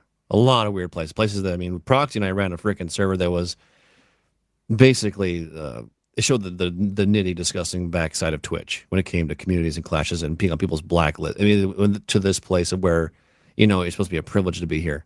We're trying to get there, and so like, yeah, I get it, dude. We all come from different locations, but I mean, people are going to learn real quickly when you understand just that basic foundation. You get it. You'll get it. You don't get taught it. You get it. You'll get through the rhythm real quickly, and if you don't, you won't survive here. It's just that simple. Understood. I mean, serious roleplay is kind of ambiguous as well. I mean, it's like how invested are you into progressing and developing your character? Like how invested are you? If you don't give a shit, you're gonna do dumb stuff, right? If you're really invested in like really, you know, having this intricate character and interactions and network and whatever you want, like that is cool. Like you could be funny. You could, just, even if you're a shit talker, just to like create, subtle enemies here and there, like that makes sense. It's cool. That's foundation, Tim, right? Yeah, And it's a if you foundation, create, my name yeah. is Johnny and I like apples, well, people are going to meet you. They're going to find out your name is Johnny. They're going to find out you like apples. And if that's all you brought to the table, that's all you're going to get. Yeah. You gotta build a good foundation first, and then Yeah, they ain't telling your backstory over and over. Yeah, and as a quick example of like the idea of serious role play, take Bill Ding for example. He's a bit goofy, he's a bit zany, and all the rest. But I think the key is consistency and or gradual change, meaning that he's a bit goofy and he's a bit zany, but he's not going to go rob a bank. He's not going to get in a sports car and go a million miles an hour down the road, because that's just not in his character. So while he's not dark and brooding and profound and sophisticated and philosophical, he's consistent. He's not going to do some crazy drug run bust insanity, but I like to think that he's still relatively good role play because he stays consistent. He's not dark and brooding, but he's consistent. He's developed though. Exactly. And you can develop any kind of character. I mean, look at all these. Watch a fucking movie that doesn't involve any crime, and look at how developed some characters can be. You know what I mean? And just feed off of that, because there's so much. Like, look at Forrest Gump, right? Look at Forrest Gump, like that character. He was completely broken, but so fantastic in the amount of depth and the things he went through and all that kind of stuff. Like, you can really pull on heartstrings if you're looking to entertain with it without having to do like just crazy shit. I agree. And to Milton's point, I feel like unfortunately there's a lot of times we have these meetings where it gets misunderstood, where people are saying, okay, never rob a bank, never rob a gas station, never do this, never do that. You can do those things. Again, it's a world where you can do those things, but to what end? If the end is, okay, well, I'm waking up and I want to do something a little bit zany, and who gives a shit? I'm going to go ahead and just rob this. I mean, who gives a shit? That, like, nobody would, when you wake up, in your daily life, you don't say, I'm a little bit bored today. My cable's out, or, like if you lost your power, like Tim, he wasn't like, I'm going to go rob a bank. Fuck my wife and baby. Fuck them. I'm a little bit bored. Yeah. Double fuck them. I could use a little time and lock up maybe to perfect my sweet rhymes, and pulls out his rhyme notebook. It doesn't happen. I'm Right? bored. If you are Twitter. going Let's to go do rob that- a bank. Yeah. The chances of success of doing something like that, if you're broad daylight armed with a semi-automatic handgun and you run in to do a smash and grab at a bank, very low. Especially if you end up harming somebody, very low. 84% capture rate. I think even higher if somebody gets killed. Like 95% the FBI captures people that rob banks. Just because banks get robbed. They've been getting robbed for a long time, and banks are very well equipped with bandit barriers, CCTV cameras, time locks, all kinds of horrible shit that stop people. We don't have any of that stuff in game because we want, again, that to be an option. But if your character's doing something like that, there should be an end game, right? So if my character is a biker and I'm like, okay, well, I need money to pay for this shipment of meth, I'll plan an intricate bank robbery so I can get the money so I can further my my plans to become a drug dealer. Like that's the end goal. You can There's an build up a lot of application to drama, it, yeah. you know, planning the heist and assembling a good crew. And okay, what are we going to do with the money when we get it? Like that's a big departure and difference from, okay, you know, this is my fourth bank I'm robbing today. I'm going to go ahead and go and rob it. I'm going to take a hostage who's also a multi-felon bank robber. And, you know, the police won't be able to do anything because I have a hostage.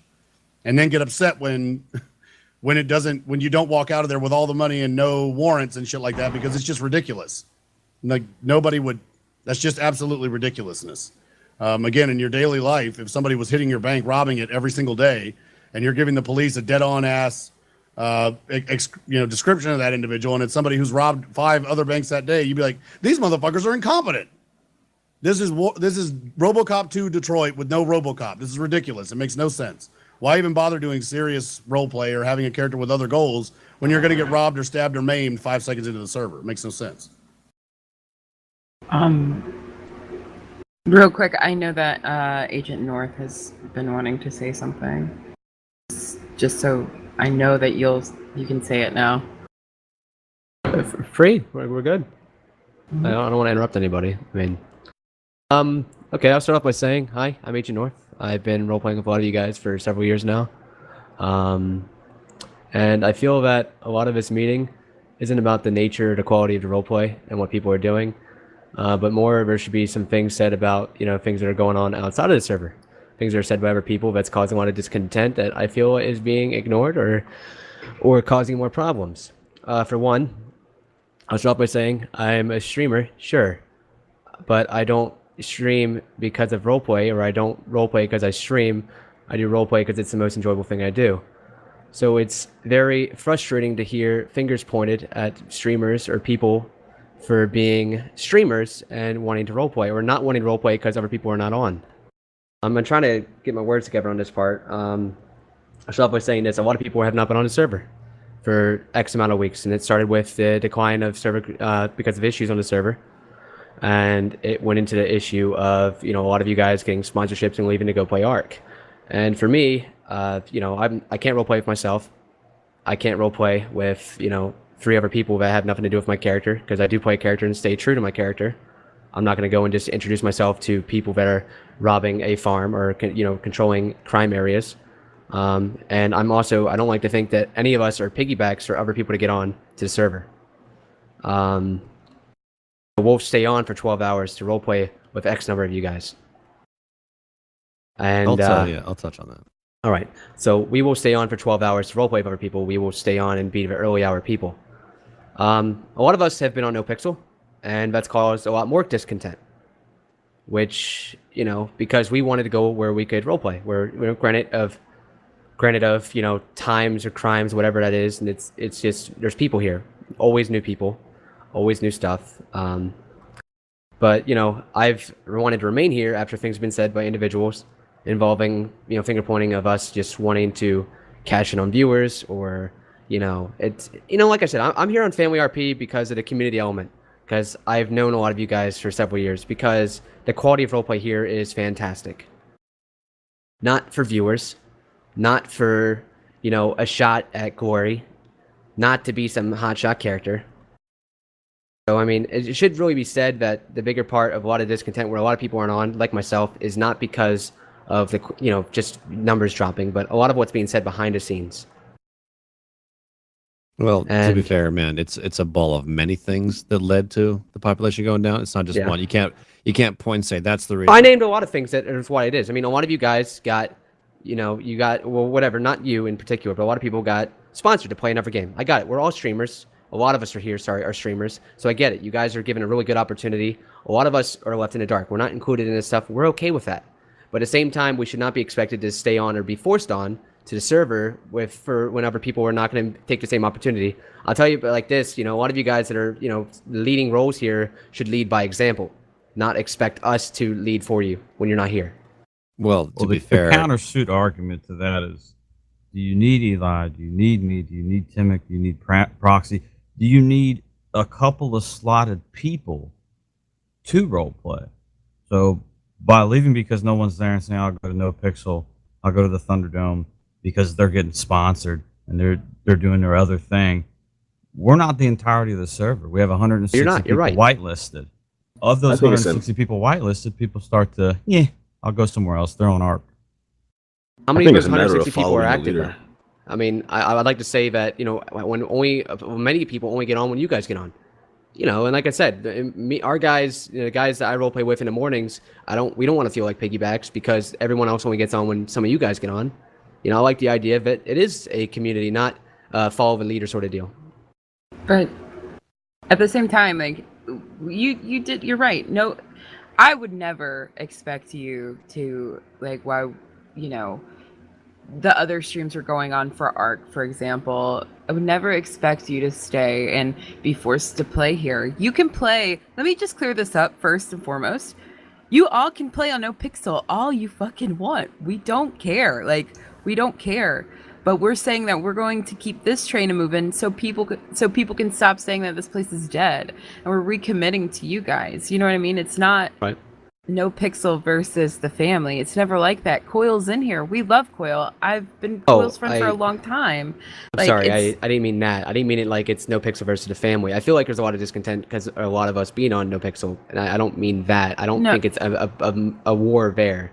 Agent, who do you think says sorry, Wish? Like, is it viewers? Is it some streamer you're pointing out here? Is it like everyone on the forums, there's a very Reddit? popular clip going on. I don't think it needs to be said. That points a lot of fingers, and that is no. Go ahead. Let's say it. Everyone's here. There's a lot of fingers pointed there. I did watch it, and a lot of us did watch it, and there's a lot of fingers pointed where us smaller guys are. You know, are us smaller guys looked at like we're trying to leech off you guys?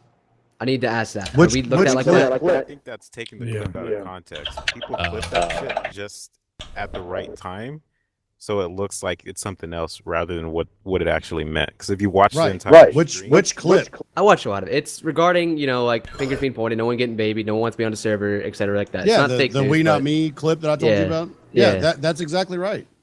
And I'm right here, guys. And like I said, I'll answer the questions with regard to saying it's smaller streamers seeming like leeches. No. That's not what that clip is about. That clip regarding what was saying is what I'm saying here right now today, is that everybody here is an adult. And as far as small streamers, big streamers, I have no idea what that is. I try to host and donate to and support everybody's channel equally, as much as I possibly can. And I think other streamers do the exact same thing. We have a very unique dynamic within the family where the same people who turn on our shit at 8 o'clock in the morning on a Saturday will be watching at 4 o'clock in the morning on Sunday. Straight. They'll just jump from stream to stream, watching the RP, watching different characters, enjoying different parts of the community. I don't think that anybody would say that everyone is here to leech. I will say this, though. There are some people that don't give a fuck about We Not Me, who use the meaning of it to make it into them, not us. I'm not getting every single thing I want. We Not Me is bullshit. That's why that clip is popular. Because people are circulating it saying, oh, look, there is no We Not Me. This is the real Eli. He's saying that, and that's so fucked up. It's so fucked up. There's family, and then there's everybody else. Family isn't every single fucking person on the planet who can fire up a stream and then put hashtag We Not Me in their title. That's not what it is. It isn't what it is. And again, those talks were given 50 times over about the expectation, about how here it should be a team effort. You should be contributing to other people's role play, helping them with their storylines, doing what is necessary to build engaging, interwoven stories that seem like a community that is alive to the audience. Now, in terms of what you're talking about in terms of leeching, if somebody watches that clip and goes, fuck, that's why I'm here. I came here because that's what I wanted to do. Okay, well then that clip is speaking to you, that eventually we will find out who that person is, and you're going to be asked to leave. You're going to be banned because that's not what we're doing here. And to be fair, GTA RP was not popular. The game's old as fuck. It wasn't popular until we started playing that way at SOE, where it was, if you're fucking around and doing some other shit besides what we're doing, you're gone. The ban appeal process is what it is. And people responded to it because there was a tangible, the dog had teeth, right? There was a penalty to not adhering to the rules in the sense that you won't be allowed to play here anymore. And to Classy's point, one of the people that he was talking about, has a fuckload of subscribers, more subscribers on YouTube than a lot of fucking people combined, and is very popular for trolly types of videos, not necessarily role play, but he just kind of goes places and fucks shit up. That's like his thing. And he was in the server the first fucking day, and he murdered Classy and several other people in the middle of a gas station without speaking to them. Total fail RP and RDM, and he was banned within Classy, 3 minutes of the report. And that guy was super furious about it. Was like, oh, we're going to attack the community and get prepared for all this backlash and my viewers. And it was like that for a couple of weeks. And then he found another place to terrorize and he moved on with his life. But Classy is a valuable role player who, because of that stability, was allowed the opportunity to get to levels of RP that really haven't been shown on Twitch. And a lot of other people have been able to evolve that way. So to say that clip, the hashtag We Not Me clip, and it's a clip of my stream, and if anybody hasn't seen it, it's me saying that the gloves are off, there will be no more babying, that these are adults, and that people are going to be responsible for the crimes that they committed, and they're not going to be able to power game or metagame their way out of it with bullshit and knowing the game mechanics and the limitations on the police. That was the clip. It is not about leeching viewers. And I think Agent North makes a great point, about that, is if you're a small streamer or a mid streamer or a large streamer or whatever streamer, it shouldn't matter. And I honestly don't see it that way. It's people who are doing good RP and people who aren't doing good RP. If you're doing good RP, I'm the first one to tell you, hey, great work. And, with the great RP, like amazing, thank you for being a role model and a leader and a part of this community. And hey, here's a host and here's a donation and thank you. Keep up the great work. If you're not doing very good RP, you're probably not going to get that positive feedback, and you're not going to have very much fun because you're going to be busy talking shit and giving people attitude and being a pain in the ass. And there are people here that do that came over because they wanted to utilize the popularity of GTA RP. And for every clip that I get, and I get a ton of them that are artfully edited to make it sound like anything under the world, or under the sun, excuse me. For every clip that I get, that I see, I also get about 10 or 20 clips from a million different other streams of people saying shit that is just wildly not true, or sometimes just very upsetting. And there's certainly been clips that I've got where people are like, well, I hope Eli plays this game or comes back to GTA soon because my views have really dropped off. And it's like, wow, that makes me feel like a real piece of shit. So as bad as it might make you feel to feel like, maybe somebody might be calling me a leech. I think if you're feeling bad, it's probably not you that's the problem. It makes me feel like a gigantic piece of shit to have gone against the grain and what everybody who I've talked to that's way bigger than me on Twitch, especially when I first got started, was like, listen, you cannot help these people. Do not make yourself available to them. Don't present your character for them because they will exploit you. They'll leech your viewers. They'll say horrible shit, all this other stuff. And I told those people to go fuck themselves. And we started this community saying, hey, there's a way that we can do it different. And some people have said what needed to be said to be included into this community and then have done exactly the thing that has always been done on Twitch that many of us really fucking hate about that, about the industry, the entertainment industry, and it made everybody look bad. And it's true. So we need to either make it or not. He's really not kidding when he says stuff about, we have had those, in quotations, what people call leechers come up and show themselves. I had someone actually say to me, hey, because you've stopped playing on the server, I've had to stop streaming because I don't get views anymore. I actually had somebody say that to me, guys. Yikes. And that's where some of this stuff comes from, because you might not see it because we don't obviously want to throw these people under the bus. We don't want to bring them up. We don't want to just be like, hey, look, this person's being an asshole, because that's not what we want to do. Some people might want to do that, but I don't want to do that. As much as they're being a jerk, I don't want to shame them for it. People are going to find out what you're like, and you can do that to yourself. And so some comments are definitely made because we're angry because we've had something like that happen to us. Not everyone is like that, though. And that's not what we're trying to say, but there are people out there who are doing that kind of stuff. And it is sad. It sucks. Are there people here in the community currently doing that?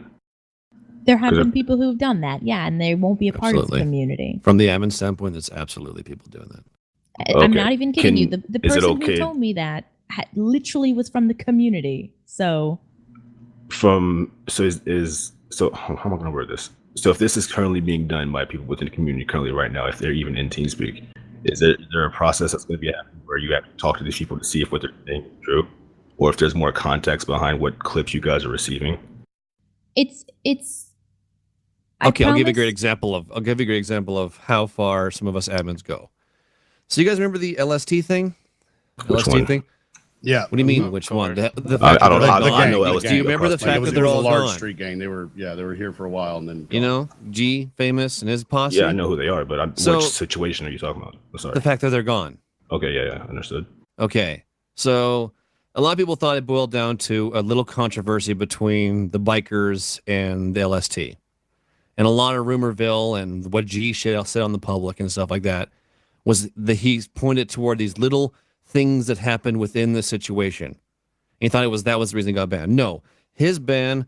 This is how far admins go to prove if you're guilty or innocent, or we did. And Burr and I spent 6 hours straight going through a VOD from multiple angles, multiple VODs, and making clips on every time they did something wrong, an infraction. And it was a long ass fucking night. I spent all night, and I have a full-time day job, and I got about 2 hours of sleep before I had to go to work tomorrow, the next day to do it. But I did this because it had to be fair and had to be just. And I went through that whole entire fucking clip and found every little infraction that the G Famous did and the things like some of the bikers guys did, and went through it all. There was power gaming meta. He's like going around. He was going to kill every biker on the server because he had to get back because he's a big dick G Famous player. Only if the biker had a name tag above their head, but by the way. Only if that happened. On top of that, no. That's what happened there. It was a long thing from SOE. G's and the LST have been on the radar since SOE. And that was just the fucking icing on the cake where he had to go at that point. But he was going to chop people out for a long time. And the admins, we pay attention. We don't take a clip and be like, okay, that's it, gone. No, we went through the whole fucking thing and break it down. But going forward, okay, as an admin, I'm going to say I'm sorry. The last meeting we had, we talked about, with the server being dead or whatever. I mean, don't rely on people, but there's 15 people looking at a server that's empty and saying, gee, it's empty. But those 15 people don't bother fucking jumping in. That's one thing. It just takes those initial people to jump in. The people that want to play nothing but GTRP, but they look at that server and say, fuck. There's a whole bunch of them doing it. There's a bunch of them doing it. You'll see it in Discord and everywhere. It's like, I want to play, but nobody's on. And it's like 20 people saying the exact same fucking thing. They just stare at that number. Jump in, initiate it, get it going. Secondly, it's also the admin's fault. The admin's fault for not opening the doors. That last meeting, I apologize for that. I thought that was a good idea. We've been running this security safe blanket of keeping the doors shut and only certain people in. We should open the doors, and we are going to be opening those doors. But at the same time, now we're like we were talking about this whole entire meeting. No more Mr. Nice Guy. We're moving back to where we're supposed to be. So when we see just flat out people breaking a rule, like, bye, you're gone. And if you want to get back in, well, crawl on your knees to that ban appeal and you might get in. No Pixels actually on whitelisted is down the line. Everyone's saying like open it up, but public servers will be opened up. It will be like a soft whitelist at some point, so they have to go through and like link their Steam or whatever else, and then we know who they are. So you don't have people hopping around like 600 different accounts just doing trolly shit and getting away with it. How many admins aren't streamers, if you don't mind me asking? One. Okay, the reason I asked is I was wondering if there was a possibility, you guys don't have to, as you might be between you guys might be already like in the process of doing this, but I was wondering if there was a possibility for you guys hiring non-streamers to be admins. And the reason why I asked that as well is because like we all acknowledge that you guys, a lot of you guys have other responsibilities as streamers, other things you got to play, and this goes back to the whole people waiting for you guys as admins to get on the server. In my experience, and probably other people's experience as well, it's like a clan or any other community. People don't want to join something when the leaders aren't around, right? Actually, I'm so happy you said this. I brought this up at the last admin meeting, talking about food on the plate and stuff like that, and decisions made due to integrity reasons, and we're talking about that later. About telling the admins, that's something that's very important in the background right now. Okay. So since you said that's being touched on, that's the end of that. Absolutely. That's all I was curious about. Thank you. Mm-hmm. At the same time, I do want to point out, because you said the word hiring, none of the admins are getting paid shit. None of the I didn't mean to say it that way. Okay. Yeah, I just want to point out, none of us are getting any money. any money for this, for running the behind the scenes, so we try to make it smoother for everybody else. And none of the devs who have spent hours and hours of their free time being badasses and getting us this new server. So I do want to thank the devs, because I know Boxy's here, and Burr and Classy, and especially Moosh, Burr and Classy, Penguin. and Moosh. All those people, like, they've spent so much time, and we have the testers. We can't pay anybody. So I just want to say my gratitude is there for everybody that does volunteer and step up and whatnot. So, but nobody gets paid for anything. I just want to be very clear on that. Unsung heroes. They're the foundation of this whole entire thing. I just like to have lunch with the devs. They're charming.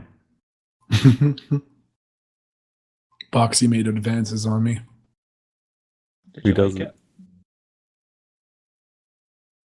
Can you point on this doll where they touched you? Camera pride. Do we have some more questions or concerns or anything? We definitely want to get this all out. Yeah, now's the time, y'all. Now's Yeah, the man. time. And, you know, props to you, North. I'll give you that right now because, like I said, we're all adults. I'm right here, or Wish, or Fincon. If anybody wants to ask some questions, you'll get the answer. You know, now is the time. Like, don't wait for a situation to erupt and then, you know, go OOC and be upset and be like, oh, you know, this is just fucked up. Now's the time. Like, if you want to talk about it, right now's the time. You know, it's not okay. You know, we can't necessarily have one-on-ones with every single person, and obviously we will if we have to. But this is a community. There are a lot of people here. If you have an issue or you have something, like, bring it up now. And don't be intimidated by the number next to someone's Twitch stream, whatever. Everyone's a person at the end of the day, and if they're a shitbag, then whatever. Goodbye. And I am definitely a perpetrator of that. I've had ideas before that I've slipped through the cracks that would have taken my story and somebody else's story way over the line that it is now, because I was honestly scared to message the person that it was that would have been beneficial. Like, I had something that I should have messaged Eli about because it would have been good for everybody's storyline, but I didn't because of his numbers, and I've worked on that, and now I do. So I don't get intimidated anymore. I message every admin. You can ask Proxy. When I became a medic, me and her had 50 lines of chat between each other while she was streaming. She was helping me out. It's fine time to let you in. So Especially when it comes to the numbers. I meant what I said, y'all. And I think a lot of people see that, you know, not just us, but the numbers are not there anymore. There are no numbers. There isn't anybody who's pulling consistently 10, 12, 15 fucking K streaming GTRP. They're not there anymore. The ride is over. We made it popular. It wasn't popular before we started doing the kind of work we were doing. If we're not going to go back to that work, the ride is over. That also needs to be said. Don't worry about the numbers. The numbers don't matter. Think about, instead of one channel, all of the numbers, if we put all of our numbers together, what that decline would look like from the last 3 months or 4 months to today. That's where we're at. We either can make it or not make it. Nobody wants to watch the other RP shit that was being streamed before because it wasn't popular before that. They don't want to watch it still. They wanted to watch what we were doing. We're not doing it anymore. We need to get back to Proxy's point. So doesn't mean we can't light a fucking fire under it either, though. So absolutely, we can ramp it up. And I think with, like, you know, just basic 5M. I see shit that's going to be interesting for other people too, and it's going to get more attention, and there's going to be a spike, and then if it runs stale, it's going to drop off. It happens, man. There's viewer drop off and everything all the time, but there's ways to bring it back. Look at Ark. Ark's coming up with some fancy shit and got their community started again. That shit was dead. I can't believe the amount of people that have been interested in Ark, to be honest. But it's the thing. Like, there's ways to reignite a community, and I think we can do it, man. Opening those doors is going to reignite because there's so many people in there that never got the fix in the first place. Think about it. Like, with 64 players gets dropped, man, that's going to be fucking ridiculous. Everyone's going to want to be on there. Having, like, an open server with a lot of people, and then we can all fucking get on. Like, whitelists can all get on there too. It'll be great. Except when the VoIP's gone to shit, but Cole was trying to sort something out that. I think you have to have a specific VoIP plugin for that. Yeah, well, that's what people are trying to work on. We might have to speak to Cole being it's me now. Which, I mean, we might be able to get one. Maybe we can get Toko. I got a question. In terms of, let's say, is it okay to roll a criminal who eventually gets the 9s, and if he does, and let's say it's not the 9s, maybe there's a court case or something, what's the process around that, and can you get on another character in the meantime? You can. I've heard. Like the thing is, it's specific, right? Yeah, it's not like that. I think we came to this like the other week or whenever it was the fact that you don't. We expect you guys, because you've got the multiple characters to play, you don't exploit that system. So you don't basically go on one character, roll a bank, shoot a load of cops, get arrested for 600 minutes, then jump on your other character called Bob, and then do the exact same shit, and then arrested again, etc. Then that would be unacceptable. You're like bypassing the system just to do that. That's However, a culture thing. Yeah, exactly. It's a culture thing. If you went on, say, I don't know, Classy was on his serial killer, Richard Oakes, and he gets arrested for whatever, and then he wants to go on his hobo, like, there's no problem with that. Yeah, that's the difference between adding to the community and being selfish. You know what I mean? Mm-hmm. That type of, I hope we can get to a point where those type of questions, like if I did XXX, would that equal this? You get to a point where you understand that I can do this because I'm giving to everyone. I'm giving to the experiences. That's where we got to get. And along that line, is there a, so I've kind of gotten a sense, and I could be completely off base here, that sometimes people may feel as though they may want to commit a crime so they can give the police a little bit of action. Is that something that the police department wants? Do they like that? Is that something they're open to, or does it come across as, as long as you're prepared to accept the consequences of your actions, you can do whatever you like, yeah. As long as you take them that statement of accept the consequences of what you do. If you go around, you bait police or some shit, and then you get caught for it, you can't then bitch how unfair it is, etc. Like the cops are fucking jackasses, etc., etc., etc. Right? Do the crime, do time. You think guys like Doyle and Eli do not appreciate a real good bank holdup heist, a real good stick up, or an incredibly long 3-day to 4 to 5 day investigation to find out who did it? They eat that shit for fucking breakfast. They love that stuff. They want cool things like that, but they don't want it to be this, like, because right now we've had 2 really wild spectrums. We had one of where it was a bank robbery on a fucking timer, like every 30 minutes when the system reset, people would be fucking robbing banks. And then now we have a complete opposite spectrum of where we have people with the cops are more like fucking janitors sweeping up unconscious carcasses from fucking public disputes at the parking lot.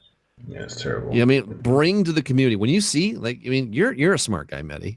You see, you look at the big picture, and you can see things of where you're like, okay, there's not a lot of this going on right now. Maybe I can bring that into the community to create a different dynamic experience. Fucking do it. Hell yeah. Just be ready to accept whatever happens, right? Yeah, no, absolutely. I've been wanting to do something for a bit, and I was under the impression that if one of your characters got the 9s, it would be frowned upon to swap onto another character because it kind of no, it'd be frowned upon to come in as Nino Chavez 2.0, the better Nino. You know what I mean? And do the exact same shit. That'd be frowned upon. Right.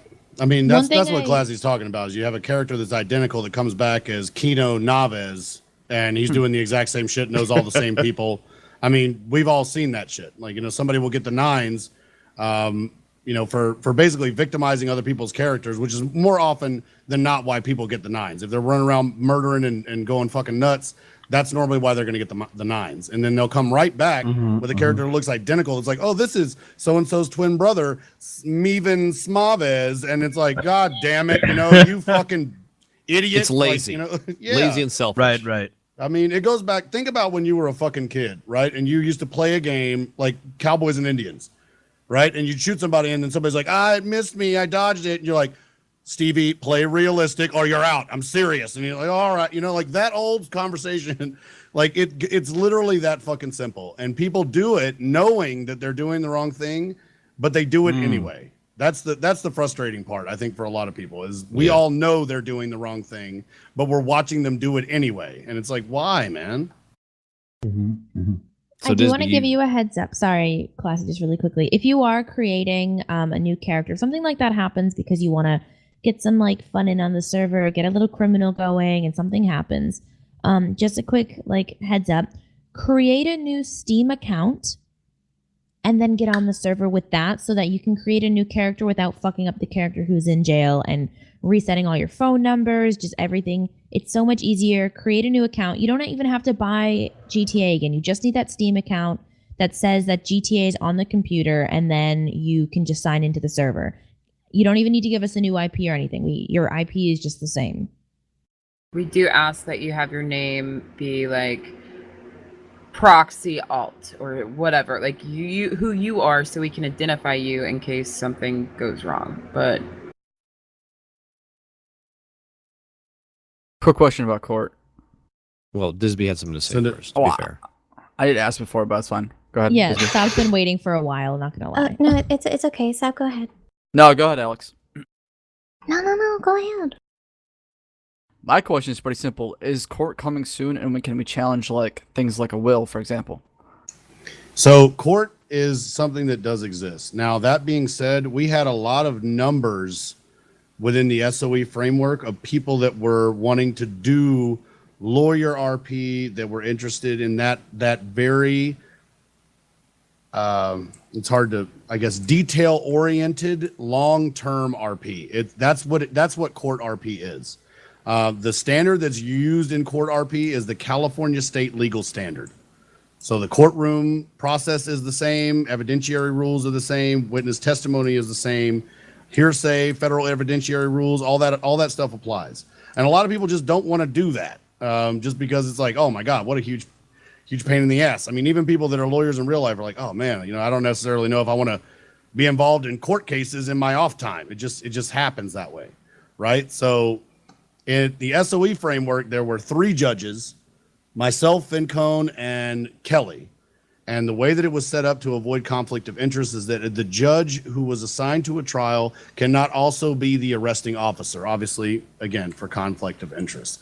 If I'm arresting you and we have a nasty exchange, let's say, the judge you want to see in your trial is not going to be my ass. Guaranteed. That would be horrible, right? Like, I'm arresting you, testifying, and then walking around the corner to the bench with another character and be like, now you're guilty as fuck. You can't do that. So we are trying to figure out a situation with Fincone's schedule. We're looking at a couple of different other judges to bring on board. And then obviously people who are interested in doing lawyer RP.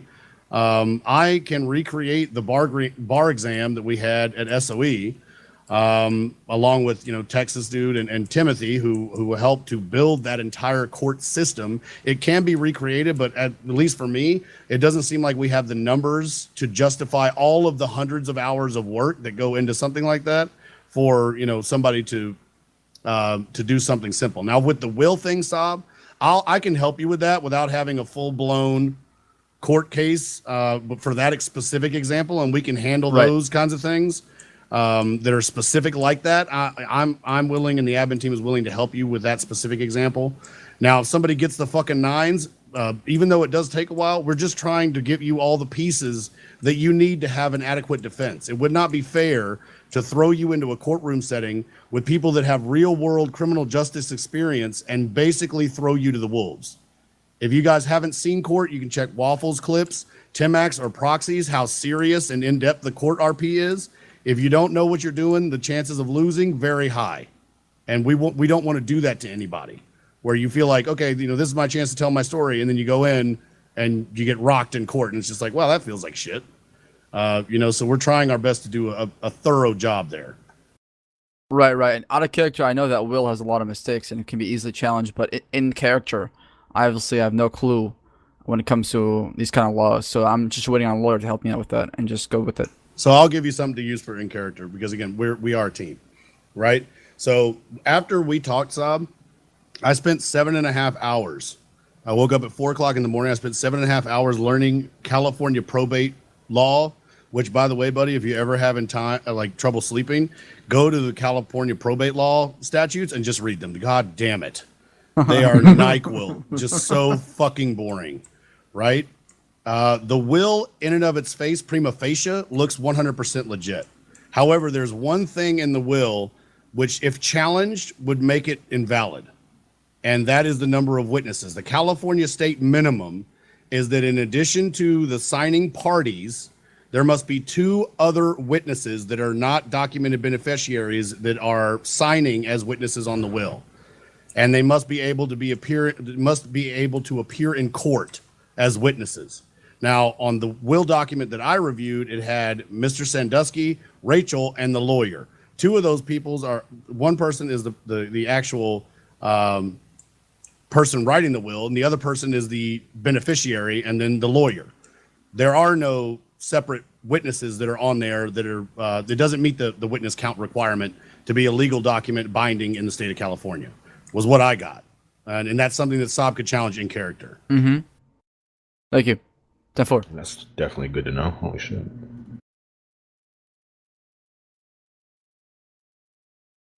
Hey, Alex, it's your turn. Right. So this isn't really a question, and I know this has been brought up before, but I don't feel it has really been acted upon, and I think really needs to be implemented. So as a community, I think we really need to talk and sort things out in and out of RP. Things do get messy and misunderstandings happen. So instead of complaining, talking bad about that person, especially on stream, let's, talk it out, especially, before we let Reddit happen. Let's take it to Discord and patch things up.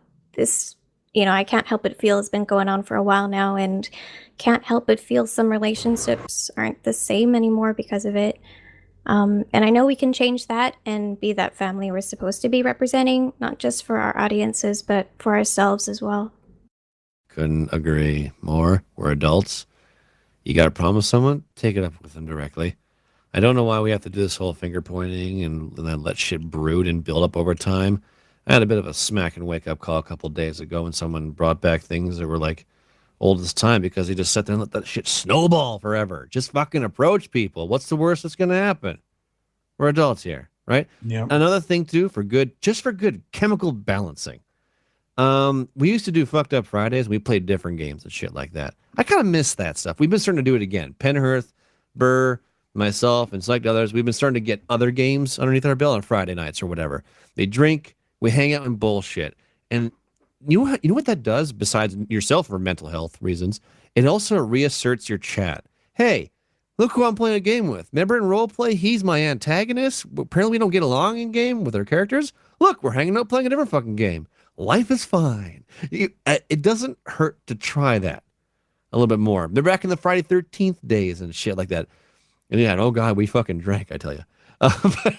But it doesn't hurt to like do things like that on top of like obviously reproaching when your problems. Play some other game. Play some of the games with those people that maybe you don't see eye to eye with as character role play and stuff like that. There's a lot of things you can do to push forward through Team either building. yourself directly or indirectly through your audience.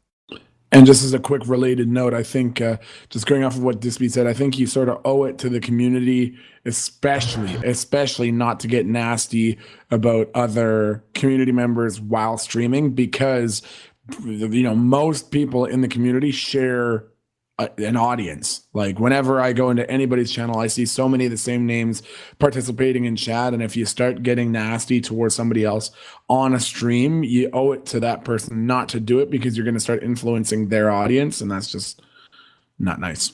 Well, I mean, that's to say about the whole community. If you start shit talking family RP and you tag your fucking title, whoever it is, with the family RP, Yeah. someone Yeah. can come in here and be like, "Oh, I heard this place fucking sucks. Why are you playing here?" And like they don't even know you, but it's because somebody said one dumb fucking thing like 2 hours ago. Now you gotta deal with it. Yep. Yeah, Cool. don't voice it. I've got kind of a question on the Fucked Up Friday thing, not for like a different game, but me specifically, since I only play a medic and one other character, I choose not to drink at all as to not affect my RP. How do you guys feel about like people in positions of power? Like what's the line there with getting fucked Well, up he and doesn't still mean doing on. your job? He doesn't mean on RP. He means like when you're in a different game. I know. That's why I'm asking. Okay, I mean, I'll GTA address that. specifically. I'll address that 100%. Because people have asked that to me before, right? So Doyle and Law Dog, two examples. Like Doyle will have some beers and police. Law Dog will have some beers and police. They feel comfortable being able to do it and be in compliance. That's what I'll say. I'll say this: if you go outside of compliance, I will snatch you the fuck up and fire your ass. And I am good If with you that. I can just do wanna make that, sure. if you can be in compliance and have some beers, have some beers. You know what I'm saying? I don't drink when I police, because I don't want to take the chance of possibly going off the reservation when I'm drinking. So I don't do it. But again, that's always kind of been the way we looked at it, is if you feel comfortable that that's a non-issue for you, that you can drink and still be 100% in compliance, knock yourself out, man. You can have fucked up Friday if you want to. But the standard is the standard. Okay, fair, man. I'll probably, thank you for answering that. I probably still won't drink, but you know, every now and then, if like I'm hooking up with one of you guys and everybody's doing something, you know, I just want to make sure I can participate. Dude, yeah, absolutely. There are times, there are places, there's the energy, it's all within reason. If you would get thrown out of a bar, you should probably close the game. So maybe that might be the line. You know what I mean? Shit like that. So And that's something we'll enjoy help you yourself. with. Like if we ever notice that someone's too intoxicated, shouldn't be on the server and stuff, we'll give you the swift kick and let you come back. Like, you know, let's not do that again. Drunk ban. Yep. I got Give you. you a solid drunk ban. To be a drunk tank. Drunk tank. Like on SOE, I'm gonna use this as an example, and I know that he'll be fine with it. But Selvik got loaded. Selvik shot all these AI, and Selvik shot an admin on SOE, and he was banned off the server. Now, Oh yeah. I'm not saying everybody get wasted every day and just kill all the thing because you got a free pass. That's not what we're saying. However, I know that Selvik means well, and that's a conversation that we could talk. You know, if that would happen again, you know what I mean? That would be a conversation that we would have with you guys individually. But yeah, you guys get the boot. You guys are being too much on that shit, you know what I mean? So essentially, RP drunk tank. I'm good with that. It's all well within reason. I don't think you have to worry at all, man.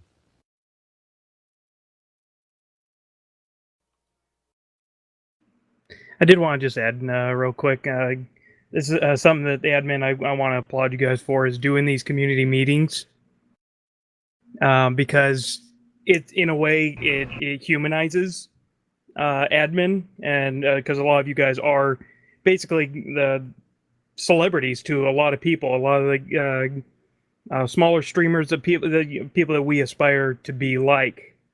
And doing these community meetings, it does. It like I said, it humanizes and allows us to feel comfortable to approach you guys. I mean, there's been times where a few of the admins, a few of the big time streamers that, you know, many of us I think have had ideas we want to shoot by or want to, you know, engage in a certain RP, but we don't want to say it because, you know, who are we to talk to basically a celebrity? You wouldn't walk up to Brad Pitt and start talking to him, would you?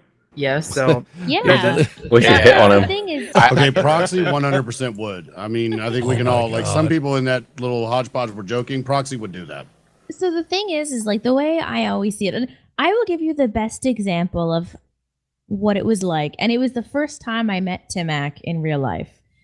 I went to PAX East one year. I had back then 13,000 followers, and I wasn't, no, actually I had like 8,000 and wasn't even partnered. This was PAX East last year. Or in 2016. I go to PAX East, I'm with a bunch of friends, and I'm meeting other people.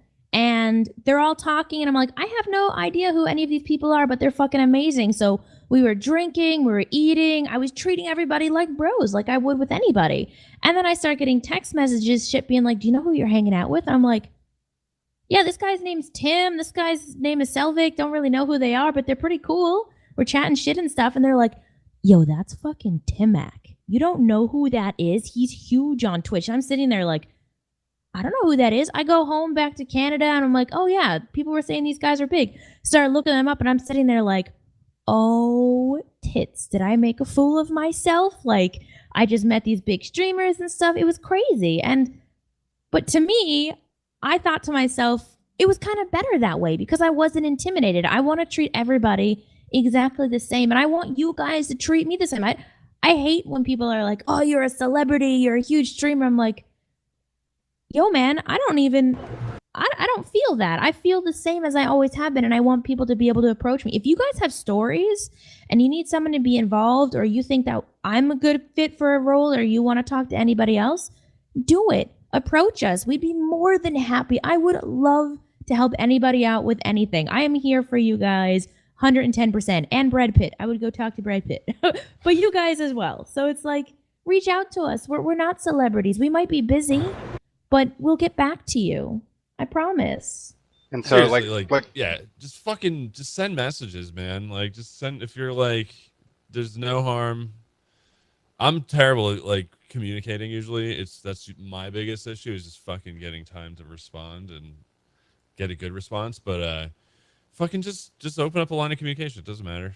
Like, I never give a fuck, man. I leave my DMs open on fucking Twitter, dude. I leave them completely open. Like, I'm not a big streamer or anything, and to reflect to that, when I wanted on Prime RP, and I'm not cool with, like, I've met Pinky in game one time, I've met Moon in game a couple times, stuff like that. I waited around for 24 hours, and when nobody had recommended me, I took it upon myself to swallow my pride and say, fuck, and I messaged Moon. And guess what? I was on the server 6 hours later. So I started treating everybody like they're human instead of whether you're a celebrity or not. Can I also say this? I know that a lot of people, people get the association of being famous. We don't mean shit, guys. Like, no, but like, and I'm saying that for everybody that's a streamer. In the fucking scale of things, we're nothing. Like that, we're not famous at all. Nobody's People famous. on the internet know me. Cool job. So I just want to point out that like like everybody should message one another. Everybody should be buddy. It's not a I saw a comment that says that you guys are scared to like, or for us to remember the little guys. It's you guys gotta message us. You know what I mean? It's not that we don't see you, of course. Like, it's not a thing. Like, to be brutally savage, if your mentality is considering yourself a little guy, you're already on the wrong fucking step. Just to be fair. Like, if you come to me and be like, hey, I know I'm a small streamer, I'm gonna smack the fuck out of you. You know what I mean? And I Like, stopped doing that, and I got a better response. You know? Well, no one refer to us plebs. The minute you put yourself in that spot, I'm like, all right, well, you're just belittling it. All right, well, whatever, you do your thing. yeah, you're just belittling yourself and you're making me feel bad then. And I'm like, can we just not be people, not streamers? Like, talk to me like I'm a woman. Exactly. It's gonna go on fucking primetime TV one day, and we're all millionaires. But like, I had one of my mods message me like, oh, they forgot about you. They forgot about getting you on the ARC server. I guess you don't mean shit. I mean, he's not a mod anymore. But that's legitimately how some people feel, and it's not like that. Because the second I took it upon myself to go out and get what I wanted, I got it. So you always can't rely on other people to do what you need to either. On that You gotta- note, also when it came to those ARC things, I don't think you're fucking entitled either. We had that happen as well. People thought because they just, in being in the server, you were automatically going to be getting these other exterior things that had nothing to fucking do with the server. That was completely like the ARC thing. We had people who thought they would expected to be treated. Yeah, like some of us do get sponsorships come our way. Like, that's something very new to some of us and a lot of us. And I've had people come to me and be like, hey, how come you didn't get me a sponsorship? And I'm sitting there like, whoa, I'm counting my fucking pennies that I just got this sponsorship. I had no idea this was coming out of the woodworks. Like, I'm grateful enough. If I could get everybody sponsorships, I would, but I can't. And just because some of us have gotten them doesn't mean that we can just give out information on that. Like, I know a lot of people are trying to get, when we were being sponsored for ARC or Conan or whatever it was, people were like, hey, can we get on the servers with you? And I'll admit, I didn't reply to some of those people because I didn't feel comfortable giving out information, not knowing if I could or not. And it was kind of... I've done that before. I've done the exact same practice, and I've regretted it because I saw people abusing it. Like, they were all of a sudden hitting up this one PR person thinking like, oh, I can do it now. You know, it's kind of like a business privilege, but yeah. Yeah, it's like, have people hitting up the PRs being like, hey, I'm a part of the family too. Like, can I get in on this? And it's like, oh, I don't know if that's right. Like, I feel bad then because I want everyone to be involved, but sometimes it's hard. And we have legal obligations as well when it comes to that kind of stuff. And Right. I And wanted to didn't bring know that about up that. too. With, I had no with idea a lot about of like the. Sorry. No, yeah, no, but- absolutely, dude. I think we're about to say the same shit. Is that I'm not in control 90% of the time of what I'm doing. And I think Proxy said it in a really nice way. I'll just say it very bluntly. I sign a lot of paperwork. And there are a lot of people that want me to be doing stuff when I need to be doing stuff. So like the schedule, if I miss a day or something like that, it's not just ho-hum. There's somebody who is going to message me and be like, hey, well, where are these hours on this? Like I have a contractual obligation to do certain amount of hours. Like on these sponsorships, they send us long fucking emails that are like, you will do this. And if you don't check off those little things, then they'll get pissed off. And then guess what? No more sponsorship. Or you get to talk to a lawyer. So to Proxy's point, when they say things like, hey, don't say anything, like we're going to handle all the whitelisting. It'll be very controlled, yada, yada, yada. Like we have to go off of that. It's not necessarily that we don't want to invite, because certainly I think Proxy and not speaking for her, but there's certainly people that I think of that I'm like, oh, it'd be great to just invite everybody, all these people, but you don't know if you're going to be in breach. And just as quickly as these offers come, they can definitely go. And if you think that those people aren't expecting something, they feel like they're paying for that hour or two or whatever it is that they're paying. They want what they paid for, and they are not shy about telling you what it is. The level of control you have goes way down. And even doing the dream job, like oh, it's streaming, you work from home. Yeah, but there are people that want what they want when they want it, and they will come and ask you about it immediately. So it's not something where it's like, okay, we don't want to involve people from the family, or oh, this is my thing, I'm just going to hold it on to it as tight as possible. None for you. That couldn't be farther from the truth, just so that's clear. And I also really want to point out, since Pinky said it, remember that sponsorships are business and not Family RP. So our sponsorships, Conan sponsorships, or any other future sponsorships that come people's way, it's not a reflection of Family RP. And once again, I don't want people to feel like bad that we go off to do these things or whatnot. It's not like that. It's I promise it's not shunning you guys. If I could get everybody paid to play games, I totally would, but it's not up to me, and I can't help it. But I will say that we do try to work together to bring you guys up in the world, I guess, you know what I mean, this Twitch world at least. Like, how many of you guys have gotten partnered from SOE or Family RP, you know what I mean? Because we want to get you guys rock, I want you guys all be rock stars. And even if you don't stream, I still want you to be happy and, taken care of. I wish I could, give you all money. Plenty of time for that at TwitchCon.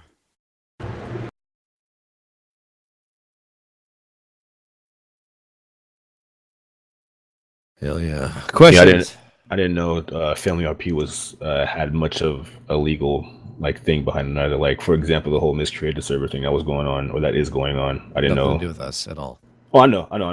But I had no idea that there was a whole legal thing behind the Family RP name and stuff. Well, the thing is, I'm not behind the creation. We of it, collect. but- Okay, we take information from you. We take streamers' IP addresses. You realize the conversation I've had to have with people and their fucking management team, etc., because they want to play the server, but they don't want to give up this IP, because that IP is like their ticket to the internet, right? And when you're a streamer, that's so important to them.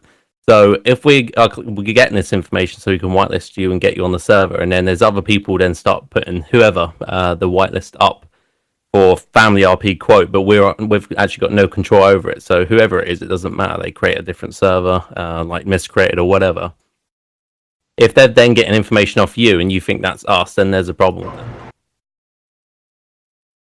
That's exactly it. Understood. Like, if you knew how many IPs were being thrown at me right now, holy tits, I can't even see numbers straight right now. If we wanted to, we could probably if there was the malicious intent for a DDoS, and we could take down the top fucking 20% of Twitch at this rate. So that's the thing. We have to be so careful with this information, and it's not just us. If they're given this information, they go on the website and accept these disclaimers, etc. Then that's when we are into an issue. Because if something did happen and through their IP or whatever, and we're the people they've given it to, then we're going to get the flag for it. And besides, so for example, the miscreated server as well, if we have it says Family RP, people are going to once again associate that And I understand a lot of you guys went over and played, and that's great. Like, we're not mad that you played other games, but the thing with the name is delicate, because if something goes wrong on that server, and it's going to point back to the admins, like, we set up that server. Do you guys understand that point as well? Right. Yeah, it registered after like what was it over Discord. I think it was just a matter of because we are from the community, we just wanted to include the name because hey, we're from the community, but we did this security thing. You know what I mean? And that's great and awesome, and it's really cool that you guys like got together and made a community. The only thing is the under Family RP, just like Prime RP wasn't. It's not a Family RP server. It is literally a completely different monster, temporary kind of thing. And I understand that people, you know, we can't tell people to stop playing Ark or stop playing NoPixel or anything like that. And I never would want to, like, ever. Because I would like to see somebody come and try to tell me how to live my fucking life or do my stream at all. You know what I mean? But I will say that, do what you love. I understand that it I don't know. I hear what you're saying. That tweet's disgusting, Finko. So a question for the admins. To clarify for myself and maybe anybody else in here, what is the role of a council member? Great question.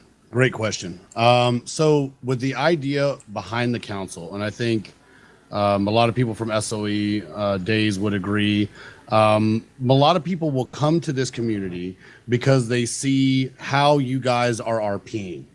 They'll see, Proxy or Timac or Bayo or Classy or Bucky or myself or Fincone or whatever and say, I'd like to RP like that. That's the RP I want to do. The thought behind the council is, again, to kind of answer that question completely. A lot of people, even in these meetings, are like, well, it's an admin. I don't want to go talk to an admin. Like, I don't want to feel like this, and that. The council is designed to be a coach. It really shouldn't even be called council. I mean, maybe we should call it coaches. Where we can say, hey, this person is talented. Like, we brought them over from public. Like, they are interested in doing a similar kind of RP. Like, would you be available to be a mentor for this person to help them grow their RP and learn how to do a more in-depth job with police RP or with biker RP or, taxi tribe driver, whatever the RP is. And that's kind of, in my mind, the role of the council is to be those coaches and those mentors to help other people get their RP to a level that they feel like is good, is evolving. Did that make sense? Indeed.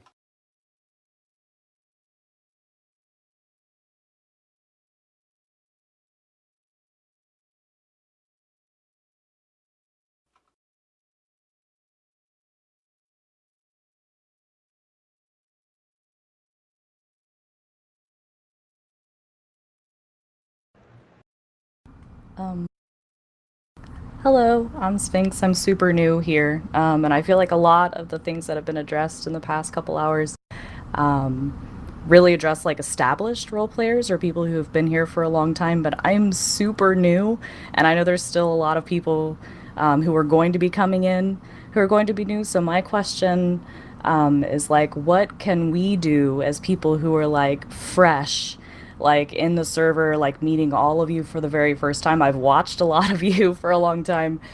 What can we do as brand new people to like encourage you to role play with us, like to reach out to people maybe that you've never talked to before, you've never seen on the server? Like, what can new people do? Can I want to step in on that one. I want to interrupt Proxy at the wrong moment. No. Okay, roger that. I want to counter interrupt, actually. Seriously, Sphinx, the best thing to say is you're a part of the family now. You're here with us. Talk to us. Role play with us. You don't have to be nervous. If this is even your first role play experience, stick to the key fundamentals that we've talked about here tonight. Serious role play by sticking to a character. That is what will make us want to be around you and continue to be around you, is just by developing, by showing us that you really care, that you're doing what you love. You don't have to be nervous to try to talk to us. It doesn't matter to me if I've never role played before with you or you weren't there on the SOE days. I'm happy you're here now. You're someone who's here now and you're new. And what's everyone been stressing? New faces, new faces. You're the new face that you're the celebrity now. Yeah, I'm ready to meet you. Everyone wants to meet you. You are the new blood. You're the celebrity. One of us. Yeah. Don't be one of nervous. us. But for For anyone us. who is here One now, of or us. for anyone who's watching this or listening to this recording, you're a part of the family. Don't be nervous to try to talk to somebody. I mean it. Don't be. We all want to talk to you. We want to role play with you. And I would go even farther than that and say, you know, all too often, right, when people get into game, they lose the connection to what seems real and palatable in their lives, right? So if your character's like, let's say Saab's character is down at the gas station or something, if somebody runs up to him randomly and they're like, "Hi, I'm William. I'm from Steel Country in PA, and I'm looking to get in some hijinks," the chances of that working out, I mean, gotta be 0%. I mean, in your actual life, right? If you're out at a bar with somebody, like let's say you're out at a bar with your friends, and some random person comes up and does that to you and is like, "Hi, I'm Stevie. I'm a carny worker, and I'll tell you what, I certainly love marijuana." You're gonna be like, "Okay, lunatic, like go elsewhere before you get your ass whipped." That's just a natural human response, right? But if that same person comes up, and let's say you're drinking a beer and they go, "Oh, what kind of beer is that?" And you're like, "Oh, it's a IPA." "Oh, I love IPAs. Maybe I'll try it out." And he orders the same beer. "Oh, where are you from?" "Oh, I'm from Pennsylvania. What's your name?" "Oh, Stevie." That's a much more natural interaction that would occur, and then chances are you're going to make a new friend. Whereas on the other hand, you're going to have a fist fight. I mean, don't forget that human aspect of it, right? When you're going about your role play, would you have a random conversation with somebody who screeched up in a burning car with police sirens in the background? Probably not. Like, I'd probably be like, "Where's the lock? Okay, I'm just going to ease on out of this area." Like, that's just, don't forget that human piece, because that's what the audience identifies with. Like, oh shit, like this is actually, nobody would do something like that. But if the interactions feel normal, like that bar example, right? So if there's like, Mike is doing one of his concerts at Tequila La, you go there, you happen to see Shaggy and Ella, hanging out there, and you're like, "Oh, can I buy you a drink? Like, you guys like this band too? This guy's great." That's a natural interaction that doesn't look forced or odd, and it's a great way to introduce that character and start to build a relationship. Whereas, and I think, we've all kind of seen it where sometimes on the public servers, you'll see characters just appear out of nowhere and they're just like, "I'm Crazy Steve," and they try to insert themselves, into these long storylines that other characters have, and it just doesn't seem real. It feels off. You know what I'm saying? So that would be kind of my advice about that, is let the world happen to your character. Let your character experience the world. Go, to the nightclubs, go to the different scenic areas, go on those murderous bike trips where half the people die out there. Go on those kinds of things, meet the, characters that have similar interests, and use those relationships to feel out other things that you might be able to get into.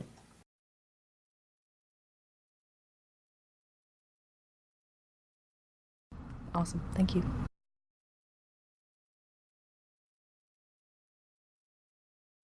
Also, can I just jump in and say, like, thank you for all the work you guys put in behind the scenes, because obviously we just kind of see a small part of it, but you guys do like a shit ton, like you're saying, like, Eli, you fucking sat and read that entire California law thing just based off the interactions with Saab, and yeah, not just that, because that's just like an RP thing in general, but in general, you guys do like a lot of stuff that we never get to see or even understand that you guys are doing. So, like, thank you for all the time you put into making this a solid community. Thank you. Thanks for playing, bud. And then one quickly on the here. I know a few of you now have suggested people on the forums. I don't know if anyone's got any feedback if that's a better way of doing it. Now you can actually see the stats and if it's been moved and whatever the hell else. The recommendation form I'm on about is. We got to talk about that. Actually, there's some bugs in the system, but I'll talk about that later.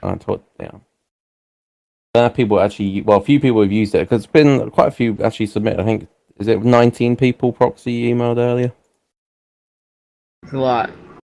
Yep, I'm actually currently working with Sounds like partying as Yeah, well. Club. Just rolled up to the club. Who's clubbing right now? I'm on my mobile.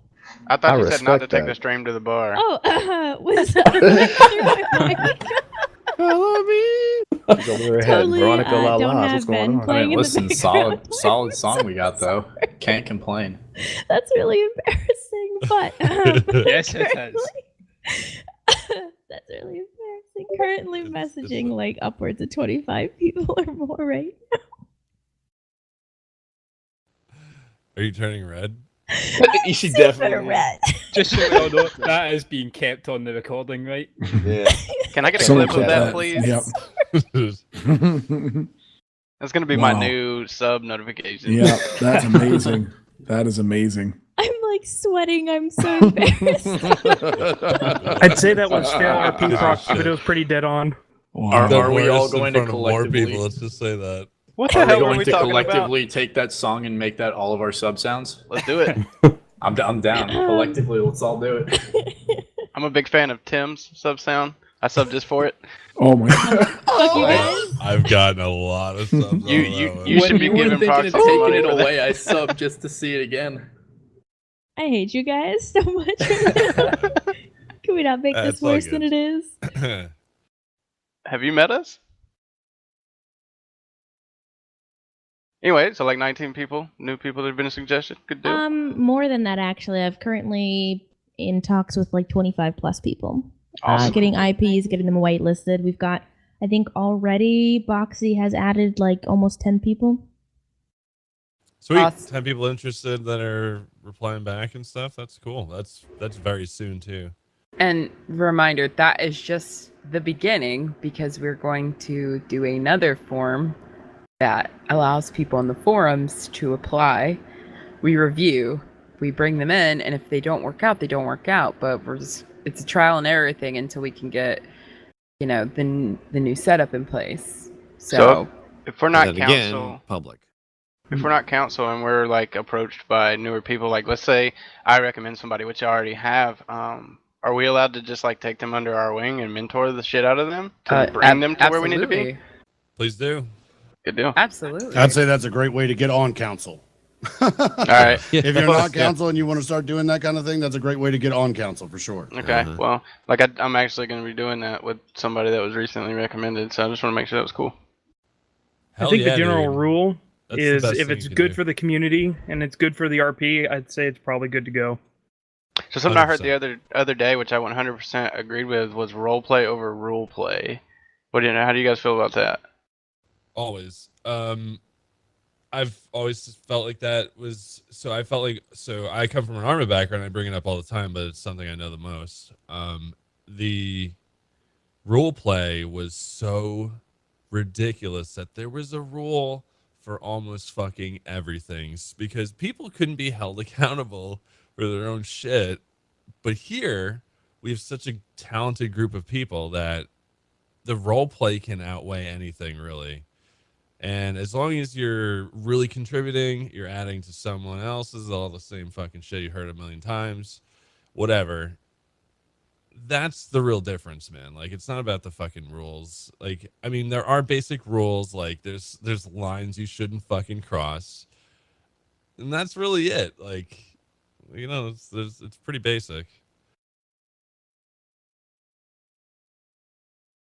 We didn't want it to be a rule heavy server in the very beginning. Like that was, I think that's something that everybody wanted to agree on. Like immediately, was we didn't want too many rules that were going to limit everything. Because as soon as you start adding rules, you kind of hone people's role play creativity more in a direction that may not be natural for them. And if you can Things you leave them shouldn't to even that- have to think about. Right, right, yeah. But at the Just- same yeah, time, exactly. we gave too much leniency and too much open interpretation for the rules, so the rules had to come into play. So Yeah, when things start getting abused, the good nature is being abused. That's when it changes quite a bit. All right. I think that's all 20,000 questions I had. Thanks, guys.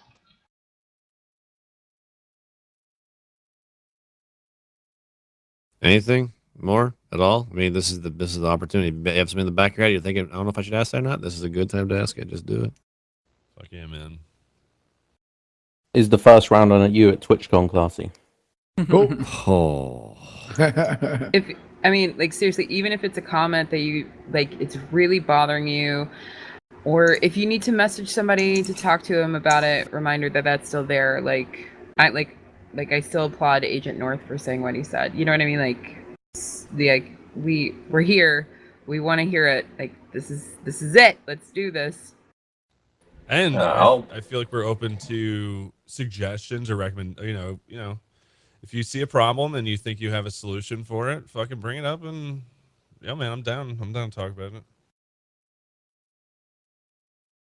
Okay. All right, I'll bring something up then. I want to. I kind of asked this earlier about the seriousness. Kind of goes hand in hand with this, but I joined at a weird time. It seemed where some people were kind of role playing a different way than I expected to be introduced to. There were times where it seemed more serious than others, and there are times where it's more goofy than others, and it's hard to really figure out when or where the line is, or when like the tone is supposed to switch. And it kind of, what's the word I'm looking for? Hinders the character, like the building process, because weird random things happen that's not exactly like consistent. Okay. You know what I mean? Yeah. And Classy, I know what you're going to say. I'm just going to, Chief, I get what you're trying to ask, and I know what Classy's going to say. And I think he's right, but to be more clear, right? So where do you live in the world? You live in the United States, I would assume, Yeah, from California. the accent. Okay, California, right? And I assume you have a lot of friends that you hang out with normally, right? And those interactions with your friends are going to be different than it would be with a stranger or somebody at work, right? Those social norms and constructs exist, and we all just kind of fall into those cadences when we're around those people because it's the way that life goes. You wouldn't necessarily go to a coworker's wedding, let's just say, and start shotgunning beers and punching people in the arm, like, you know, the groom's father and shit, because it would be odd. That interaction would be considered, like you said, goofy and weird, and people would be off put by that. I think that's easy to say that.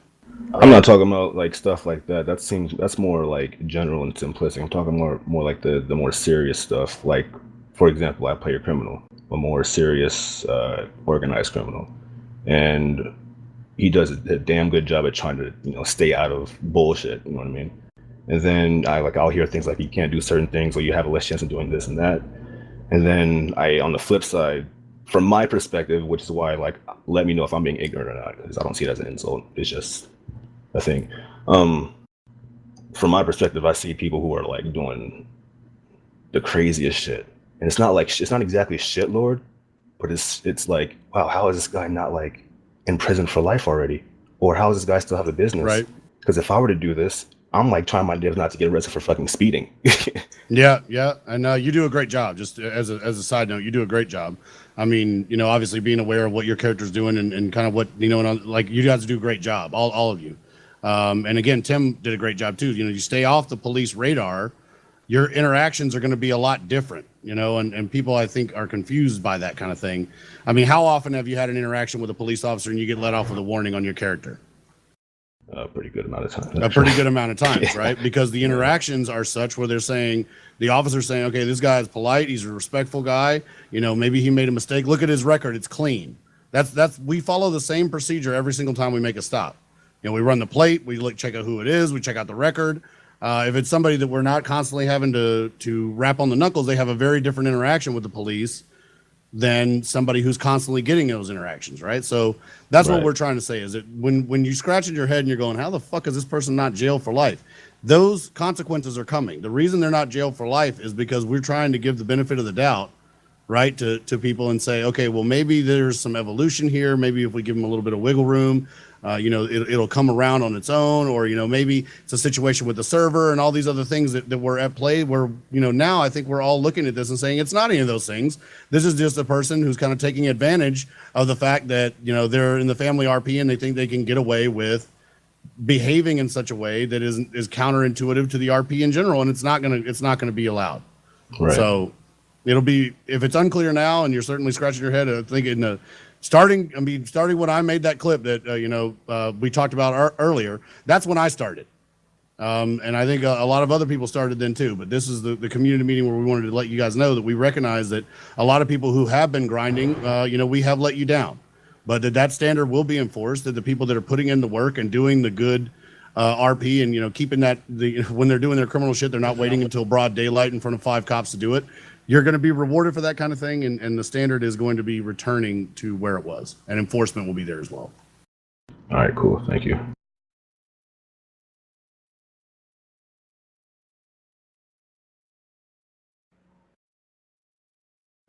I got a question. I don't know if it was touched on. I kind of came in late.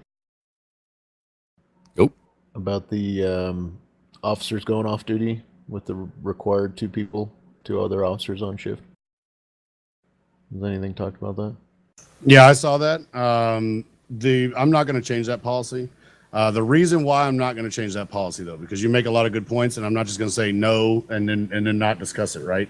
So we've been in a lot of communities where a lot of officers want to go off duty with their character, right? Want to take officer or whatever and go off duty. And the reasons vary between who's asking. With what you're saying, hey, there's not very many people on. There really isn't any need for a police presence because there's not very many people on, and maybe I could be contributing to the other RP, that kind of thing. I get it, right? We have allowed that in the past, and that slippery slope has caused a lot of problems. And just to be fair, the reason it causes so many problems is because of the strict standard we put on law enforcement and fire and medical. If you want to do those jobs, because you do have a lot of power on the server, taking away someone's freedom, a character's freedom, you can interrupt their timelines, et cetera, et cetera. Having those characters off duty, it's very difficult. I try not to ever go off duty on my Eli Thompson character simply because I think that there is a need for police presence, whether it's broken down vehicles, accident reporting, whatever else it happens to be, but also because it is imperative that there is not a situation where someone you are later detaining can say, well, you when you were off duty, you were speeding that one time, or you were doing this, or you were doing that. And I know it's a lot to ask, but what I would say is have another character rather than taking your PD character off duty. Have another character that you can play if you feel like you don't want to or cannot play PD at that time. That would be my recommendation for that. Yeah, and that was the original question was, can we switch to another character 100% when the server's low? Just switch Steam mode. At any point, you can play another character. If it's another character, it's not your police officer. Yeah, you absolutely can, buddy. Was that the confusion before, Shield? You was thinking you could, like, off duty on terms was playing a different character rather than being off duty on your cop character? Yeah, I mean, the way the rules for PD read is there has to be 2 cops on for you to be off duty. Yeah, so that just means like if Eli wanted to, or what like Doyle done, for example, where he went off and he went fishing, etc., after all this traumatic experience, etc., to do the RP style of that. I mean, obviously XYZ can be changed up if you're off duty because of therapy or whatever else, then that builds into the RP. But it's more the fact of what Eli said, like you're pulling over other cops now because he's speeding, and it all becomes a big clusterfuck of dicks in the wind, basically.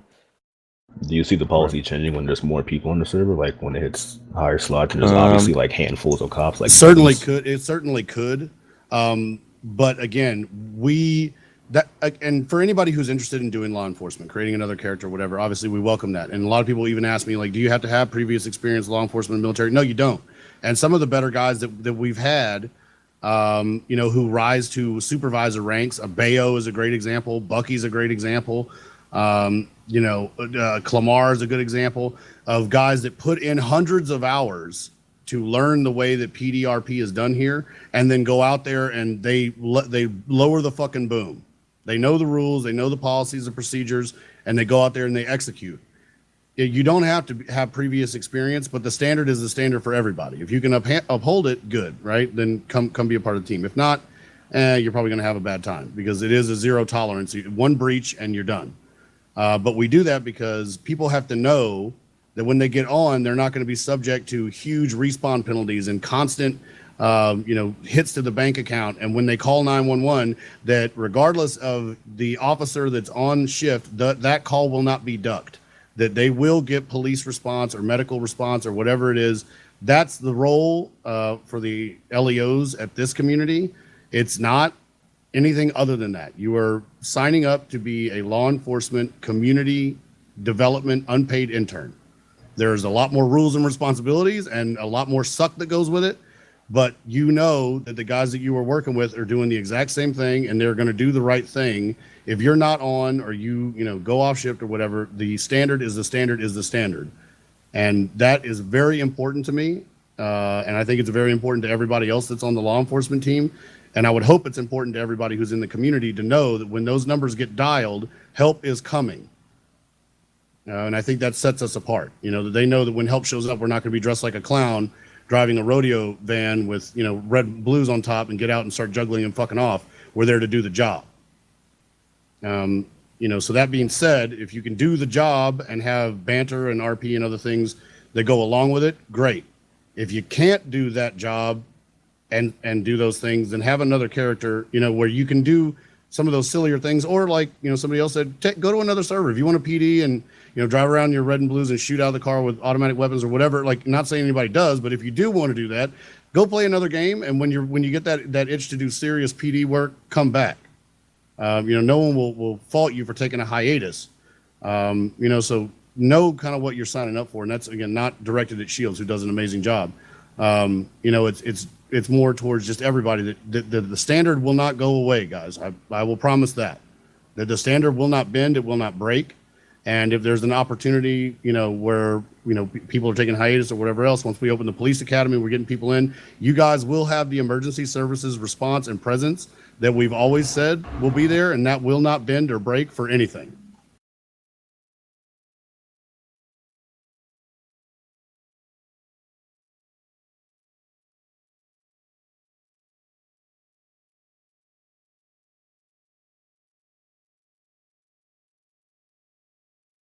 So just while it's all quiet, on the subject of police academy and all that, like the new server's obviously some way off because changes need to be made and all that, and not some way off, but it's in the pipeline. It will come eventually. So how far off is stuff like the police academy and all that from being an actual reality? Because I've been actively stating my interest to do it for a while now, and I've had officers say to me, look, I'll help you, I'll train you and all that, and several of them have came forward and said, look, if you would love to have you, etc., you do really well, we'll train you to do it. How far off is like the academy and all that from being a reality? Wonderful question. So again, to Paxy's, Classy's point, Trashy Max, to that point, like a lot of us have been saying, okay, when the new server, and myself included. So I was like, I'm not going to do the hundreds of hours of work in the documentation and setting up the academy, because it is a process, make no mistake. And again, it's one of those things where even being an officer previously or a current officer, it doesn't give you the commands you need to execute or the familiarity with game mechanics or familiarity with the Twitch animal. Knowing that, okay, this guy that I'm about to hook up, maybe there's some blowback there. Like all that kind of stuff is included in the police academy that we run. And then obviously the FTO period. And I think all of it's very important. So that, when you get onto a scene and, you're expected to be doing your police duties, that, you don't have an officer that gets flustered and says, oh, well, these people, combine, there's 7,000 people watching me. Instead of doing what I'm supposed to be doing, I'll participate in the swim party. No, like that kind of stuff can't be done. To your point, it'll be accelerated. So I'm going to be working very, very hard on my day off this week coming up. Putting together all the old documentation. I'm going to reach out to John and Tim and a few other people that have been huge contributors in the past to some of that back end infrastructure, and see what we can't put together quickly. And then I'll volunteer my time on the days off to run academies. Thanks. That's fucking awesome of you to do that. So I appreciate that. Just so you all know and aware of, right as now as we're all speaking, there's actually a dev meeting going on. Just the devs and stuff like that, plus one admin, Itzaber's over there with them, Timothy Dexter and etc. And they're going through things right now because we're just working on them with the new server, trimming some fat to get to the core things we need in order to get the new server going. And that is first and foremost, like the most important thing is having police with all the tools they need to do their job. That's probably a big primary focus. So the last time I talked to Moosh, I was asking like an approximately with the what we have on the plate for build 1, how long he thinks it's going to be at the pace that we're doing it right now. He was saying 6 to 8 weeks. So right now they're trimming fat of things that are not needed. So I looked at that list, the GitLab and stuff. It's the developer thing, and there's things on there like trains and all these cool little features and stores and stuff like that.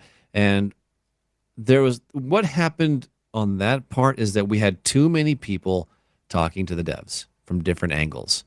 And there's people in the community who have been also whispering and hitting up the devs and talking about things and ideas they've had, suggestions. I mean, I love the enthusiasm, but we can't do that, unfortunately. These devs need to be focused on a small, narrow path of what needs to be done and go step by step by step in the proper process in order to make this happen faster and more effectively. Because I'm even guilty of it too. I'm fucking guilty of it too. I've sat down with devs before and thought about like spitball these crazy cool ideas, and we started talking about that stuff when really we should be focusing about, okay, can we log in? Do we have a password and system in place? Do we have security issues? Do we have multiple character create slots? Do the cops have what they need? That's what we need. We need those things. Like if you put that in a pile, that's what we need. But we haven't been doing that. Now we're going to start doing that. We're getting things fixed and moving forward in a better vision. So yeah, that's where the dev thing is right now. And they're also reviewing new devs as well to help out with the process and bits they're lacking on. Yes. So, in full transparency, we also we did address the attorney thing in the announcements. If you guys missed that, but we told the devs that they can hire who they want to, and I say hire, but of course they don't get paid. No devs get paid, but they can bring onto the project who they feel is a fit, which they brought along Mushi, who is fantastic. And but we're getting it done, and like they said before, trying to trim the fat so we can get down to the playable, because so many people are waiting for it. But on that note, I know a lot of people are waiting for businesses. That's another important thing that we didn't touch on. We were going through those. Me and Proxy were supposed to go through them last night, but we got distracted. But you guys are going to get approved for your businesses now, and you guys can start building up your stuff. Now, if it needs coding, say you want a specific building or whatnot, that will have to wait. But if you need if you want to do the medical marijuana and you have a business proposal, and that's stuff we're looking at, as long as you don't need a place that we can't give to you right now. You know what I mean? It's a weird thing with culture and coding kind of clashing a little bit, and it sucks, but it is what it is. But it doesn't mean you can't hinder things moving forward. Speak creatively, work around it. I've got a follow-up question about attorney in that case. I do see the Discord announcement, and I do understand this culture, not code thing. I'm not really sure what it means. The announcement says what happened. It doesn't say why, if we're on the topic of transparency. If anyone ever spoke to Tawny, you'd know why. I did. Basically, I'll give this version. Basically, we have a dev team that's all volunteer, doing what they can. And if people can't get along and mesh together for a project, then they have to go. Does that make more sense? We were given an ultimatum from the dev team, and it was something that we were not paying attention to as admins. We were at fault with this one as well, of where we had the devs working in their little bubble, doing their thing moving forward, and just magically hoping that was going to work out great. Well, while just giving M input whenever we could. But what was happening in the background was Turney was not a team player, unfortunately. He kind of took things by the bullhorns, kind of took charge, and did things that upset the other devs, and they were not working as a team. They were feeling like they were being pushed forward in this process. And Turney was also part of a lot of other problems too, where he was selectively putting in things to favoritism of certain people. It balled into a lot of issues to the point of where it got so bad that we had the devs come up to us saying, we don't want to do this unless, of course, you get rid of this guy. It was an all of them gone or one of them gone situation. And we chose the greater of the rest. And we have not regretted that decision ever since. We have now a dev team that's been more stronger than ever before, more motivated. They want to push forward and do things, and they're doing it in a very professional and clean manner now. And now we're just trimming the fat and getting things back on the line. Where we are almost done the damage control from what happened, which was a very messy on the back end from the devs perspective. What was built there was very messy with Turney and they're involved in that situation. And we're finally getting out of that now, officially, and moving forward with the proper build, the proper design that the majority, well, actually, I'm going to say all the dev team are very happy with. That's what that is. I didn't notice that at all. Just so I can have some reassurance, does any of what he did have to do with me? Because he was always Nothing present to in do. My chat. Not at all. He's a Twitch staff. Like that, his Twitch stuff had nothing to do with what he done at the Family RP. Obviously, he got more exposure because he had like a spanner next to his name. But what he does for Twitch is nothing to do with any of our stuff, nor affects, nor will impact any of your Twitch streams or anything like that. I mean, I'm not concerned about it. I'm just saying, did he ever do anything in the game in regards No. like that related So, to me? and even to be more transparent, I mean, Turney, when he first reached out to me and a few other people when we were at SOE, he was a fan. He was a big fan of the RP, big fan of what we were doing here. And as we know, guys, with fandom, and it goes with anything. You know, if you're a huge baseball fan, you have your favorites. If you're a huge football fan, you have your favorites. I think what happened was there was a situation where sometimes he allowed the familiarity and the fandom to take precedent over the dev requirements and what was being asked of him by the admin team and the community, expediting certain things for certain players because he liked their RP. Getting involved behind the scenes with admin issues as a dev, also very dangerous because the admins and the devs are separate for a reason. And you know, whitelisting people or not whitelisting them or removing their stuff or re-adding and stuff against the admins and doing all that kind of stuff. It's not cohesive. It's not good, and it makes it appear like we have no idea what's going on and that the communication's not there. And then obviously on to Classy's point with the dev team, there is a very specific guideline that they're following for what is best for the community.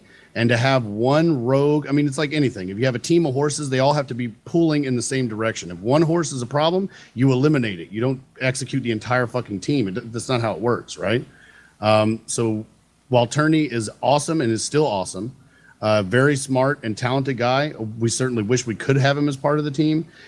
We are stronger having a team of dedicated admins pulling in the same direction for the community than having 5 admins who feel alienated and one one dev, who believes he's an admin. Kind of, it was a very delicate dynamic, and the remedy was to ask him to step away. There's nothing saying that he couldn't come back and rejoin the team if that is what his goal would be. But right now, that all or nothing scenario made it pretty clear what the action that needed to be taken. And that does actually link into something else where someone was saying about if they invited, say, Twitch staff or whoever to the server, and then if they weren't actually a fit for the server, what we would do. And we do the same thing. It doesn't really matter what badge or ranking or where you work or whatever. At the end of the day, if you're on the server and don't abide by the rules, then we get rid of you. Most to it, like if you are working at Twitch, obviously you hold quite a high card anyway. But still, at the end of the day, if you don't match up to what we're doing here and not working with us, then you'll disappear.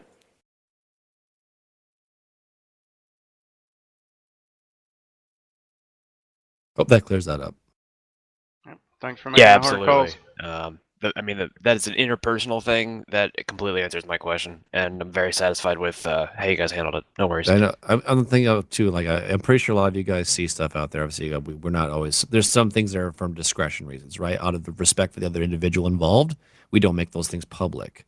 But at the same time, too, I see like a lot of guys. You'll go to places like Reddit. Reddit is a great example of where you get the completely wrong fucking opinion on everything. I go there and it's just. From an admin standpoint and going through the Reddit forums and seeing the clips and posts and things, and it's just constant, non-stop fucking let's see how fast we can destroy this community. That's what it feels like. This unbrooding thing. And sometimes I get it. It gets underneath some people's skin, and they think, whoa, what if they're right? What if it is just like this toxic? I know sometimes that shit gets fed you, but believe me, we're not doing that. We want this place to be fucking amazing. And that's why this meeting is happening.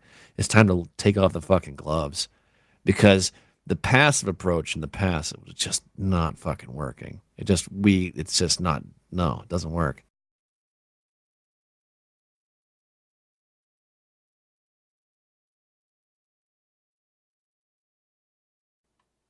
$35 GB audio file.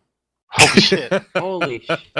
Turn that shit into, and it's a wave, right? Turn that into an MP3 and it'll like drop right down to like 400 megs. That's still a lot for damn audio file. Yeah, it's because it's like it's audio. It's a wave. Fucking TeamSpeak in waves. Does TeamSpeak not have an option to use a codec to bring it down to MP3? No, Well, we can keep talking about that and keep making that file bigger. The questions, right? So, I think I'm continue. good. So. Reddit is a cult of people who are not actually in the loop, but they want to be so badly they will sort of talk as much shit or make themselves as relevant as possible, even though they don't have the facts or the inside knowledge. That's why if you do have a problem with someone, you're better off just speaking to them or about it in our Discord, you know? Two sides to every fucking coin. You hear one side, you better ask yourself right before you move forward, what does the other side say? Fucking do that every time, for the love of God. Like when I first started doing the medic stuff on here, I had a weird interaction with Anthony, and I thought it went well, it went great, but it turns out Anthony was trying to, set a mood, and I kind of killed that mood, and people were coming in from his chat going, "Fuck you, dude," blah blah blah blah blah, and I was like, "Oh my god, I pissed him off. What did I do? Holy crap!" I messaged Anthony, freaking out. Like an hour later, he responds like, "No, man, that was fine." Like so, but if I had not taken the time to message him, I would have thought that he hated me, Yep. So the Discord message just simply solved that. Do it right away too, man. Don't let it fucking sit. Yeah. I did. Like as soon as I got off stream, I messaged him because I was like, I don't want to ruin that relationship. I like everybody. Anybody that knows me knows I'm nice to everybody. If you're nice to me, you earn my respect. We're good, Stating it for the record. I'm not good at talking to people, period. So, sorry. Yeah, well, Try, that's though. a good point, though. I mean, sometimes people I'm gonna throw this out there. A lot of people are like, "Oh, I can't get any stories going or anything, any connections going or whatever."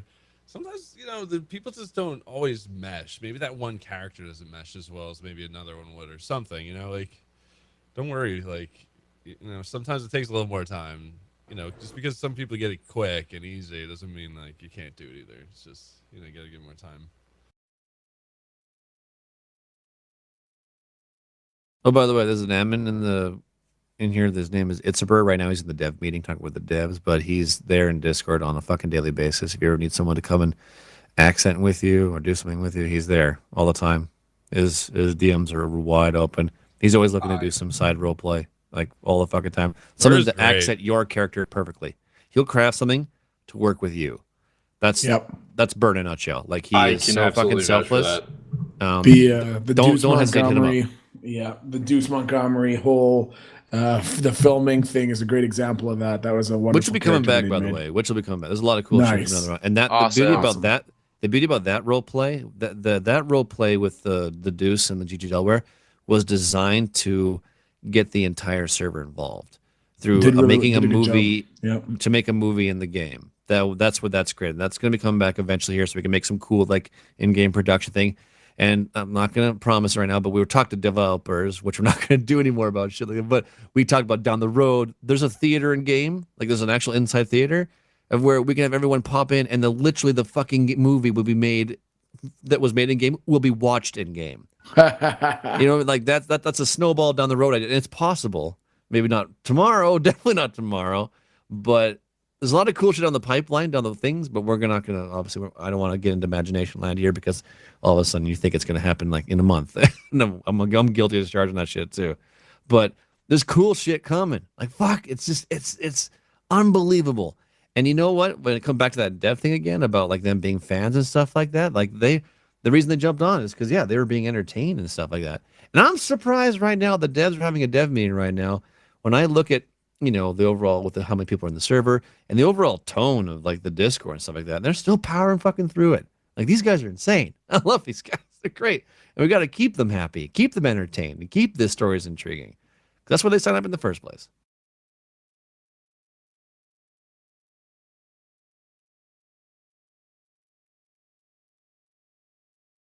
Yeah, there are a lot of pillars in a community that makes it work. I've always said it. I feel like with RP, especially when you have cop and civilian and all that, cops are a pillar, admins are a pillar, devs are a pillar, and I think we need to hold the civilians to an equal pillar. All the amount of effort and time that people put into their stuff, just pay attention to that and see if you can put that much time into your own character, and I think this place will fucking start lighting up, man. True say.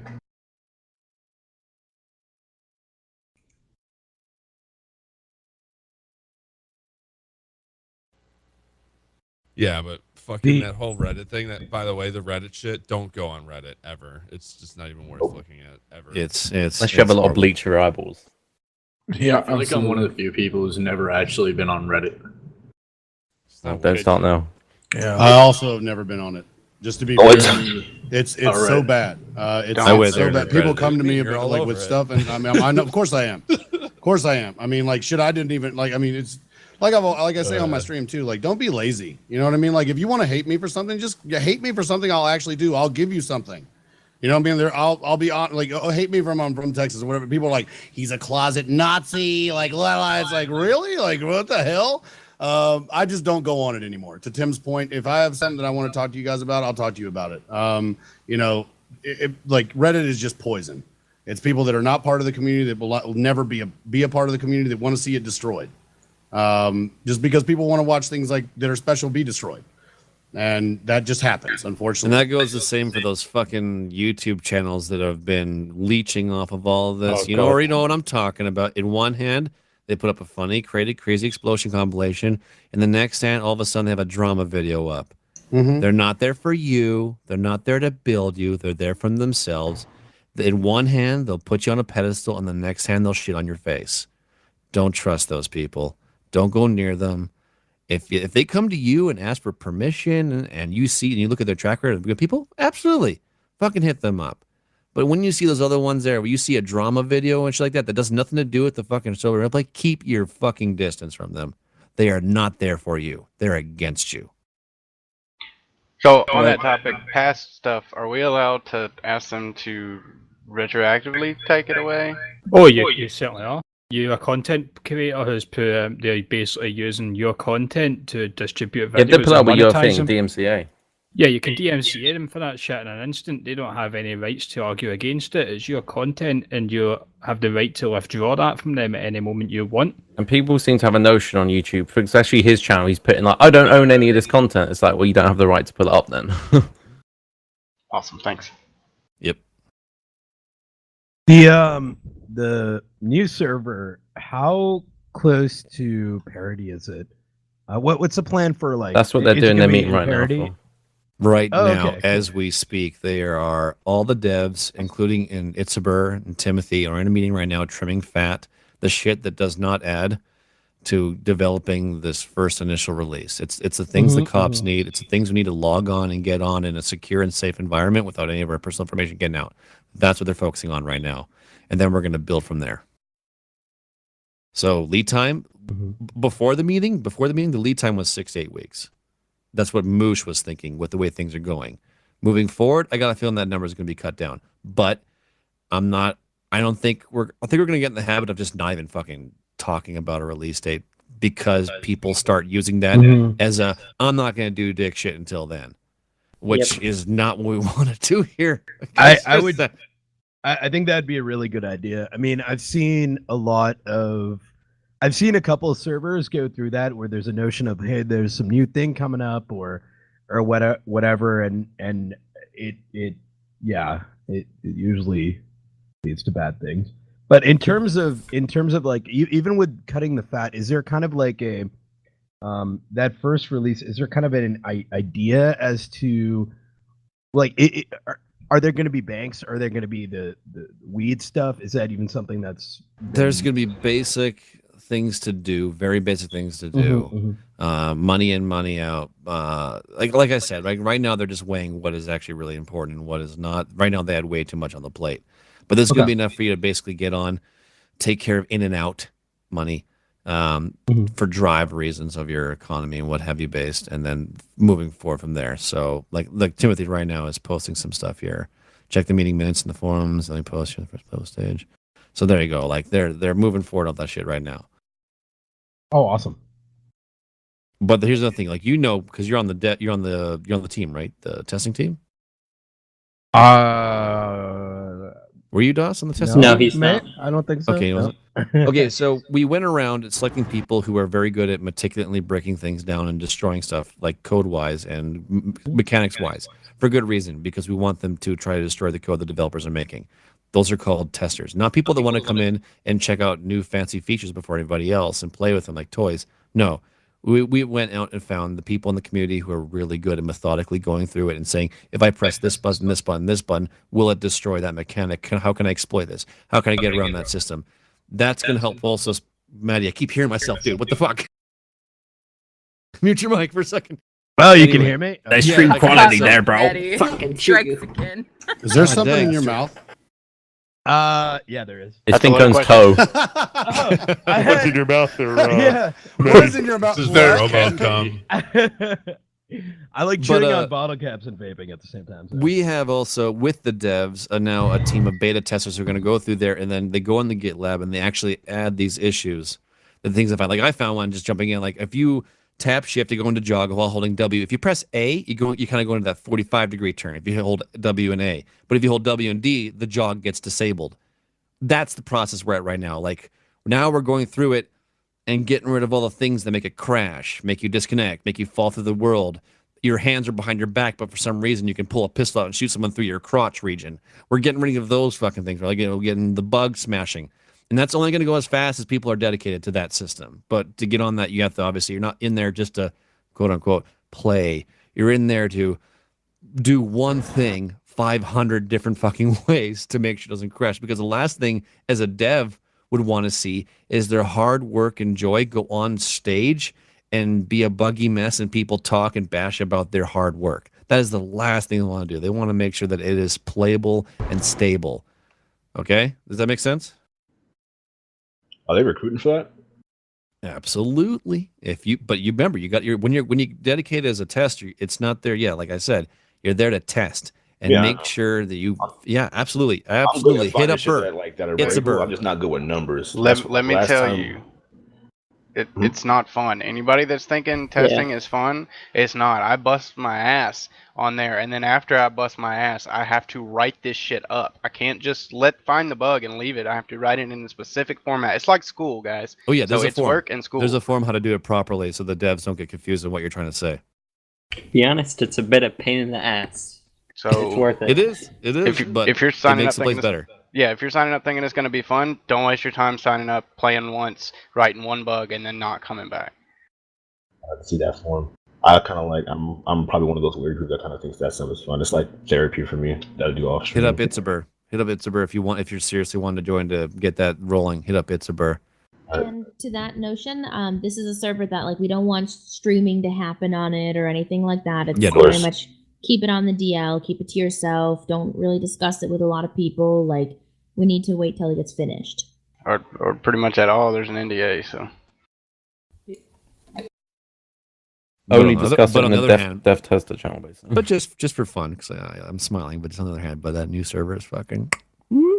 It's sweet. Can confirm went backwards 4 billion miles an hour on a train.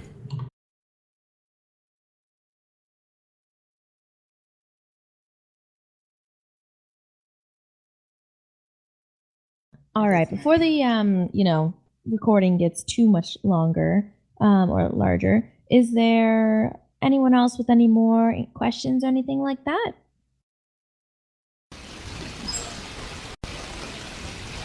Fuck. Zering. Nothing's coming up, but static. Just static or rain. I like to go to think it's rain. go to tools and tests and listen to yourself. I was just going to ask, with the focus on the new server, are we expected to see any updates to the current one or just bug fixes? No. Okay. I'll answer straight here. We can technically, we're not going to do it. I have discussed as a call. If you've ever been NoPixel recently, they do have character slots and all this jazz, but you'd have to wipe the complete back end of the current server to do so. So we'd basically have to delete everything you guys have worked on this server to then put this on top of it if we wanted to update to the latest I no personally pixel. am not against that. Just saying. I Well, think- but then the thing is, by the time if we say like a couple of weeks' time, was it even worth doing it? Because then we're merging over to the other branches anyway. So it was kind of left up to Boxy and that, and I think Blurry, and they basically decided that it's not worth doing. So.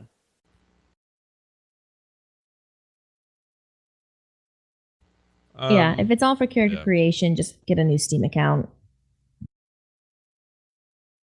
Yeah, 'cause that effectively breaks every asset you've ever got in your character, so we'd have to wipe everything. Oh, another thing to do with like bugs and stuff, like you talked about, like those are things like how the cops can pat you down, but they can't find certain items. And some people now know about this, right? They know that the mechanic's not there, or just that feature's not working properly. Don't abuse it, please. Like, please, I get it. It's a bug and it's weird and shit like that, but don't use that to your advantage. So when a cop pats you down, they can only feel a certain portion of what's in your body. Like they can't detect this thing. Please help for the greater good. You know what I mean? Like, I mean, don't play coy like, okay, I'm going to go up to the cop station with a bag of weed in my pocket and a gun, but I know the cop can only find the gun. So da-da-da-da-da. Like, please, like, let's work together. And that's a knock-on effect from when we converted the code over to the latest server build for 5, and that's where these bugs originated from. And I'm not going to sugarcoat it, guys. Sorry, Wish. I'm not going to sugarcoat it. If you're caught doing stuff like that, which is power gaming and stuff like that, what's going to end up happening is you will be removed from the server. Like that's what it is. If a cop pats you down and you have a shotgun or something and you don't tell them that you have it because it's not being seen, that is a break in rules, and it's going to be boot to ass. Or at the very least, use /B to make sure they're aware of it, because that's such a powerful little thing that most people don't even realize. It's so powerful to use /B and just give people details and information for that. I was going to say, what if you like roleplay prior to even being patted down that the gun is in like your car or something? Because I've always been curious about if you were to buy a sniper rifle or something like that, something that's clearly not possible to just walk around with, unless you're clearly holding it. Like, I mean, at the minute it counts as still on you because the mechanic isn't there. It still counts as you've got it on your possession and your back. I mean, and to be fair though, that's again, that we don't have the ability to search the car. In reality, would we be able to search the car? Certainly. I mean, we had a situation like that with Carl Strudel, where he had enough money that he could afford to buy those exceedingly expensive long-range sniper rifles, and he was assassinating people. In essence, I mean, that's what he was doing. But he had enough money where he could do that and then throw those weapons away, have normal interactions, and then go reacquire those weapons and assassinate 6 or 7 characters, and then go back to what he was doing. We don't have the mechanic, and again, it's because people know that we don't have those mechanics to search your apartment. To even if you're in our presence and our back is turned, if you drop something on the ground, we don't have the ability to see stuff that's dropped on the ground. In reality, we would have those things. So there are concessions that are made, right, where you can't ditch weapons like that are very powerful weapons. And the reason being is because all the characters who have been sniped, right, by your character, then calling 911, they're of the expectation that the police will find who is the sniper and jail them. And when we can't do that because we don't have the investigatory tools, and people are saying to themselves in their mind, I'm going to RP stashing this. It would be the same thing as if I came to you and I said, hey, I'm RPing having a search warrant, and we searched your apartment and found all this stuff without talking to you because I just saw on your VOD. You wouldn't be very happy about that either, right? And we have a lot of rules about our guys doing shit like that where they can't do that.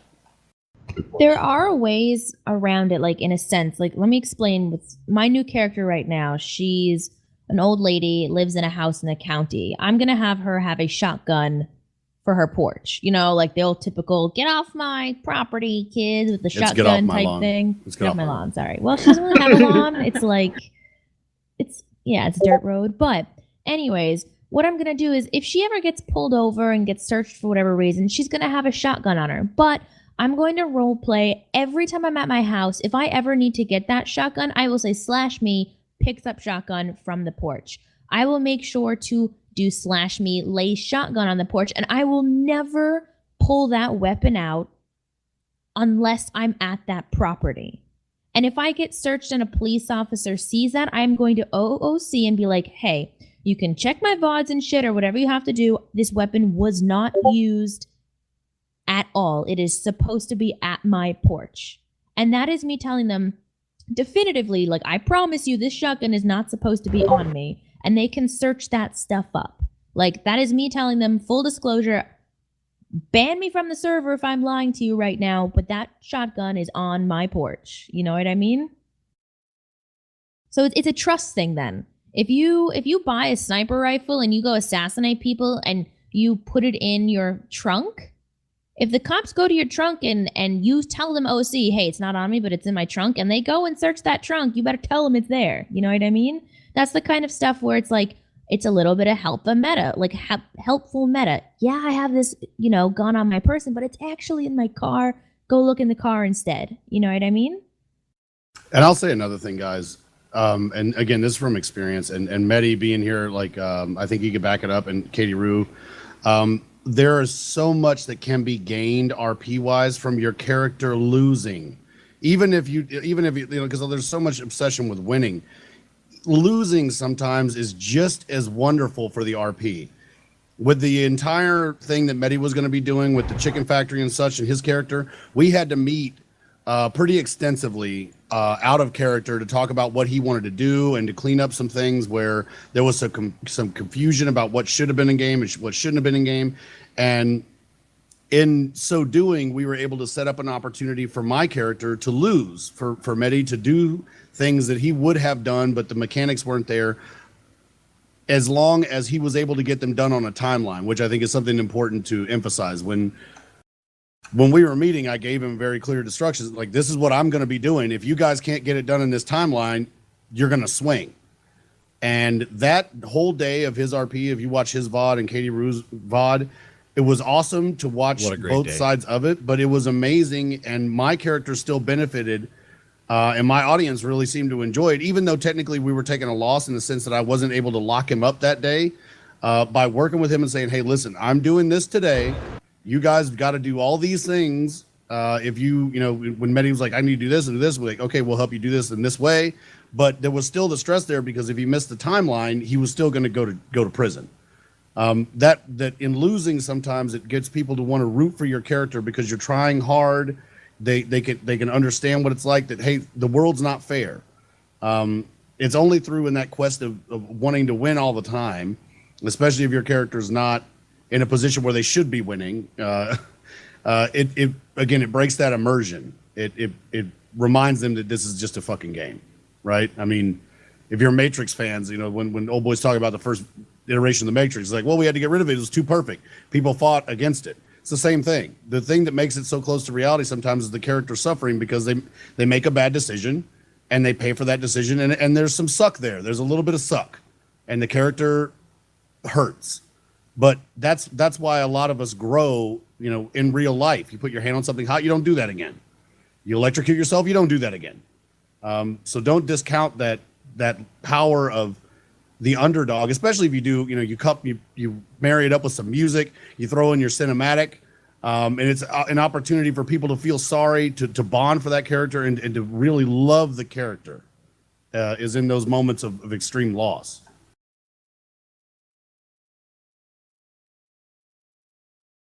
Or just kill your dad off like Doyle.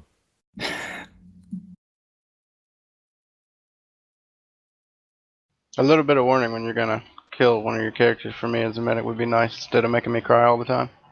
Yeah. Nope. Don't do it. No, Nope. don't Hit him really with do it. it. Hit him That with it. shit's Yeah. been pretty Waterworks is crazy. part of it. When I'm Hit 'em fucking hard. was Feels on that real. dock with Mehdi and them, Jesus Christ, man, I tried my ass off to save that dude. Like, you were not saving me no matter what happened. I got shot like 8 times in the back, dude. I was gone. Your mods, and we were just, it was so bad. So bad. It was good, but it was bad. Had to be done. Hell yeah. It gave them some fucking awesome RP, so the character had to fucking die. I was good with it. Yeah, see, you do it for the greater and good. we will work with you guys on that too. I mean, that's what we're trying to say, is that, if you guys have an opportunity, and you're like, you know what, my character, like Chief asked me that same day, he was like, hey, is there an opportunity where, if my character wants to run some like illegal guns, if we could set something like that? Fuck yeah.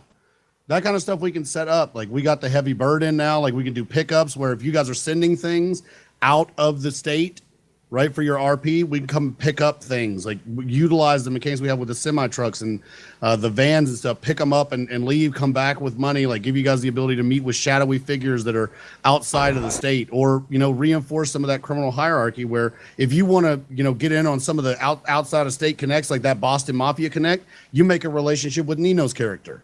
It helps to improve the RP for everybody. And if you're really about getting money, the best way to do it is not grinding. It's making RP relationships and connections. That's the best way, 100% to make money. Yeah, it's the fun way. This is coming from a guy who played a hobo who was one of the richest people in the server on SOE. And I didn't fucking do any jobs. I did one courier job once. The rest of it was made through RP. Not a single job. And I ended up with like fucking how many vehicles? Remember, Eli? How many? You had so many fucking vehicles. You had like 4 campers. Like, God, I can't even remember. He had a ton of campers, vans, like everything. He had like 3 houses at one point, like 4 cars. Yeah. And I sold it for fucking liquor. I remember that. It was hilarious. He was like, did Harry show you his house? I was like, he didn't have a house. He sold it. And he was like, he did what? He was so upset. He was like, no, he's getting clean. I was like, he is hammered right now at Tequila La. Do not go up there. Wasted drunk. Great. RP drives everything. RP drives everything. Just like that one time you had your car unlocked outside your house class and it just wandered off. I was like, oh, thank you, dude. And you just started your stream with this car driving off. Selfishly, you ruined my fucking intro, you piece of shit. Respectively, when my channel is watching, I'm standing there talking, and all of a sudden this random guy looks at me, jumps in my fucking car, and drives away. Like, oh, fuck my ass. Beautiful, beautiful. I was pissed at you. It's funny watching the shit back. Like, holy shit. Anyway. I love watching Classy's intros get ruined. Like when you're Deuce on the bike. Buddha walks up and he's like, can I get a ride? We wrapped up here. His Bear's hard drive is going to have to get fucking renewed. Yeah, you're right. Sorry, yeah, Bale. for sure. Sorry, Can you guys hear me now? 49 gigs, no we worries. heard you know. Yeah, we can hear you. Okay, good. I figured it out. It's like 49 gigs. It's big enough to be a mod. You had a question to ring, by the way. You had a question. That's why you were talking. So what was it? Yeah. My question was, with it, like looking that it's going to take 6 to 8 weeks possibly for people like me or SHP that need mechanics in the game that aren't there to sort of progress what we're doing with our character. What can we do about things like that? Like with me particularly is the helicopters. My character previously owned a business. There's some people here who have interacted with me and ran that business, and I don't want to get thrown in jail. And I was basically told, if we catch you, we'll shoot you down. Is there something I can do in the meantime? 100%. Or do I just stay away from the helicopter? There is. So again, we need to keep that hole very, very small because the opportunities with helicopters, as you guys are aware, they're easy to exploit. Helicopters are exceedingly difficult to fly, and I think Kropinski would be a great person that anybody who's ever attempted to fly them or taken any classes whatsoever. They're very meticulous instruments. They're not called Widowmakers for no reason. They're very difficult to fly. But in GTA, it's like, oh, I'm a crackhead wino. Oh, look, a helicopter, and the keys is in it. Blah, blah, blah, blah, blah, and then they just fly off, into the sunset. Never happened, right?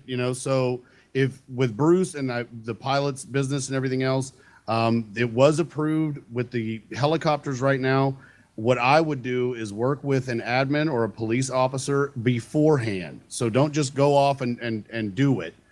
Call 311, meet up at Mission Row, and that's kind of where we do our, like when people have issues or they want something, you come to Mission Row.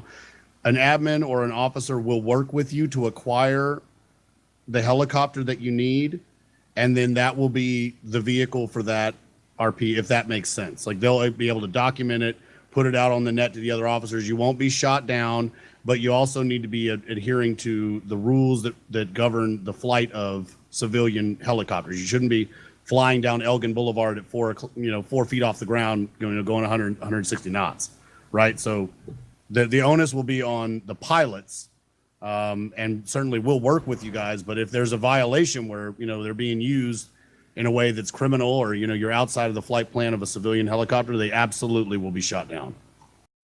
Yeah, I got you. If I could just add something onto that, I work with aviation in real life, so I just need to say, as far as role play concerning aviation, for now it's really got to be the honor system, because there's never going to be a way for people who are in control, and by which I mean the FAA, to actually be tracking your position like they would be in reality. And furthermore, we don't have any sort of air traffic control system set up. I'd be happy to help, set something up, kind of cobbled together, but at the same time, just remember, like, there's really no way to file instrument flight route plans or anything like that. You're never gonna have radar contact. So all this stuff, there's gonna have to be some kind of OOC honor system in place, or we're just gonna have to figure something out, because we can't flight violate you if you fuck something up. That's pretty in depth for what we have, and it would be awesome. But we'll have to figure something out. Like, as you guys know, who again actually fly, if someone was to violate airspace, or an undocumented aerial vehicle without any FAA flight plan is flying over a populated area, the National Guard would come in, escort them out, or blow them the fuck out of the sky. Yep. We also don't want that. Just simply because there's already the interpretation, like you see, you hear all the negative comments. Oh, they're judge, jury, and execution. Here comes Judge Dredd. Imagine the horrific nature of it. If you're like, okay, here comes a uniformed city police officer. What's he doing? How nice. He's in an F-16. He's in a Buzzard. What the fuck is going on here? We can't do that either. So we're kind of handcuffed. Our guys are handcuffed. Know that it's a special privilege to be doing the flying, right? And I think from a criminal civ perspective, the value of aerial vehicles, even if they're being used in a conventional manner, if you do a job or something and you're able to escape to an airfield and then be across the map in 10 minutes, there's value there. Again, with the Nino role play, if you work with an admin and get access to, like the heavy bird to come in and pick up pieces of equipment to dispose of certain things within RP, we're willing to work with you on that kind of stuff. But operating out of those airfields still has a ton of value. So don't discount like the helicopter companies and things that they can do for you, just because they're landing at airfields and not being blown out of the sky and can't pick you up from the roof of the fucking bank. There's a lot of value there. Side note, yeah, I've actually been working with the regulations, so I'm pretty familiar with it since like May. So the regulations, all that kinds of stuff, I understand. I just wanted to make sure that it wasn't something that I was either going to get killed or thrown in prison for. Well, just like reality, right? I mean, if you work with the powers that be, you're not going to get shot down. If you build a helicopter in your backyard and then decide to fly into downtown Los Angeles, you're probably going to end up dead. So that would be what I would say. Make contact before, get it cleared up, and again, I'll be the first one to say that I'll help you try to get one, right? Especially if you're trying to set up some kind of RP around that. And then we'll work with you on that. It's a far cry different from us, making a traffic stop and all of a sudden we see a Frogger at 5 feet off the deck with, 2 armed people inside. That's a whole different story. Yeah, I got you. I appreciate it. Note on the helicopters too, Krapinski actually worked with the handling files with the planes and stuff like that to make them more, well, you're limited with GTA, but to make them more realistic, including the helicopters, when it comes to weight and stalling and stuff like that. So it'll be a little more fun and interesting, challenging for the people who are doing the helicopter pilot work. And then for the sad fucker who doesn't know, who never tested the new handling file for helicopters, jumps into one thinking he's going to figure it out, is probably going to crash. So you might see that coming too. Just you might have to actually train yourself on helicopters a little bit, because the handling files, well, at least the ones that Krapinski's been working on, are very different compared to default helicopters in GTA. Gotcha. Great. Yeah, I know there's quite a bit of work of actual handling still going on there, but yeah, it's long because never-ending process. Top in, try it out, tab back out, change it, go back. It's long. It's because metas you can't reload live. It's success. Anything remotely similar to like Arma 3, the advanced flight controls? Probably harder. Well, I know originally they had like some basic controls when they came out with their new program for the flight. It drastically They used the changed things and same made it engine harder. that you had on Take on helicopters, which was a great game. I love that game. I play the game all the time. But I think it would be probably a blend. Like, it won't be to that level of difficulty. You know what I'm saying? Like, again, I think it's more of an issue where it'll never be so difficult that it'll stop people from stealing helicopters. But the people that are approved for pilot's licenses and things of that nature, well, we need to work together because, again, you guys have a privilege to be doing that. If you see somebody who's stealing helicopters and acting in that way that's against that, to put that privilege in jeopardy, it needs to be reported, right? I mean, I think other civilians as well, if you have a drunken hobo who steals a helicopter and is like, get in, let's go for a ride, they're probably not going to go for a ride with him and would likely, report that as stolen rather than having crash into a daycare or some shit like that. So kind of think outside of what it's not GTA, right? What would you do? What would your character do? Would you put your life in that guy's hands? If we came to you and said, okay, it was a fiery helicopter crash, the medics can't do shit, you have to perma this character, would you be like, wow, that was dumb, I really should have done that? You know what I mean? Like, think ahead. It would actually be really dope if the code made it so if you didn't have a license, the handling file actually made Completely you crash. The instruments start failing and you don't have shit turned on. There was a dev meeting. If you were not whitelisted for planes, you instantly went drunk the minute you went into the vehicle as a way to fight it. But regardless, we're trying to get to a cultural standpoint where we don't have to freaking slap you on the wrist for every little thing. You know what I mean? There was discussion about using the slash me's earlier. It does seem like there's more people using slash me when they get injured, even if it's not in the benefit of their character. Yes, it should. Yeah. And Thank you. It should be. And it does one of the and it is cool because I can imagine like the medics if they roll Increase their in- RP 10 times over. Absolutely. And I Greatest definitely example. go ahead. Greatest example was during that LST thing and where they got banned. One of the examples was the power gaming that was happening. They all got into a big gunfight, and they're all sitting there unconscious, quote unquote, talking with each other. And the one guy says, "When the cops show up, just tell them we got hit by a civilian." There's rundown. That's terrible. / me. When the ambulance shows up, like they can't physically, because of the game limitations, see what happened to you. Not yet. You know what happened to you, and they're not dumb. They trained for this. Like cops train, EMTs train. When they show up to it, they see bullet holes. They don't see pixel. You give them that information. You can lie to them. And try to work around it, but you have to let them know what you happened to you. And when I say lie, I don't mean lie like I got hit by a car, but I got covered in bullet holes, and then / me talk about the bullet holes. I mean, you can lie to the situation, but you can't lie about the fact that you got fucking bullet holes in you. Right. Right. So with a lot of the cops, they have IRL cop experience. It's just like the same with me. As medic, I have IRL experience.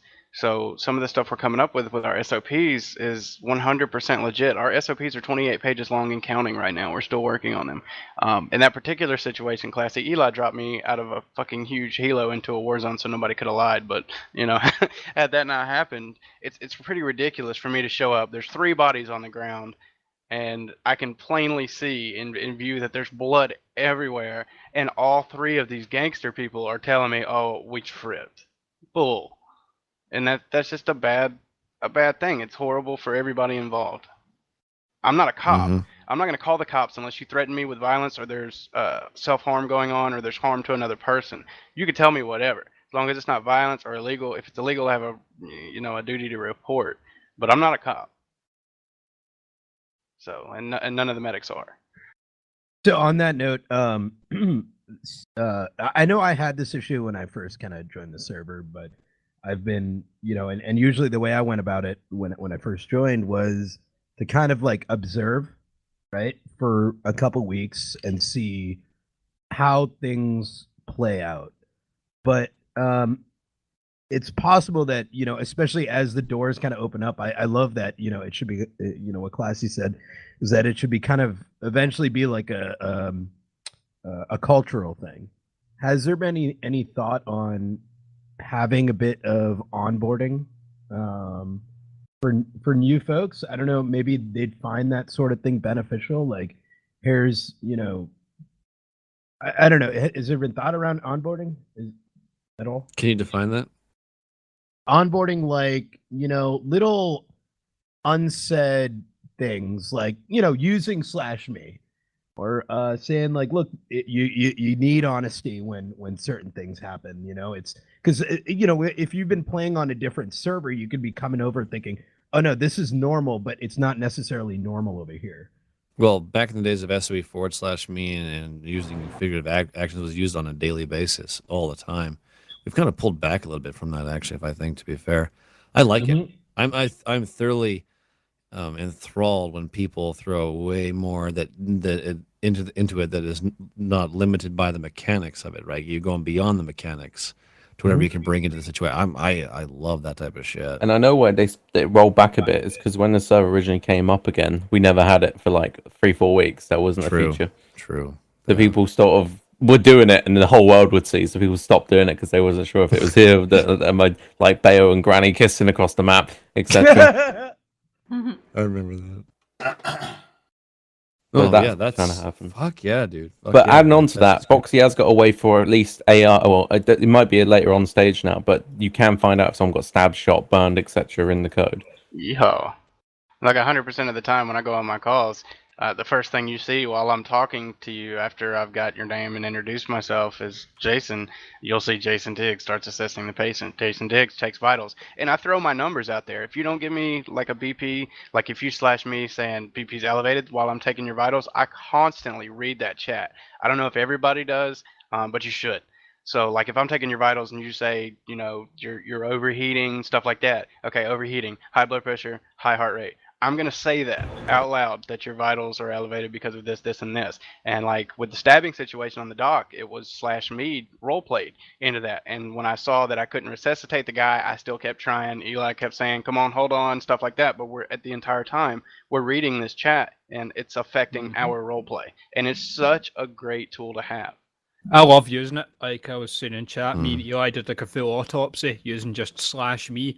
And it's so underrated as a tool that you can use to enhance roleplay. Just like simple little things that you wouldn't even consider it, like conveying a certain emotion, or if somebody rolls up to a situation and they're not kind of clued up in what's going on, just a simple /me can help bring them up to speed. It just helps add so much to roleplay.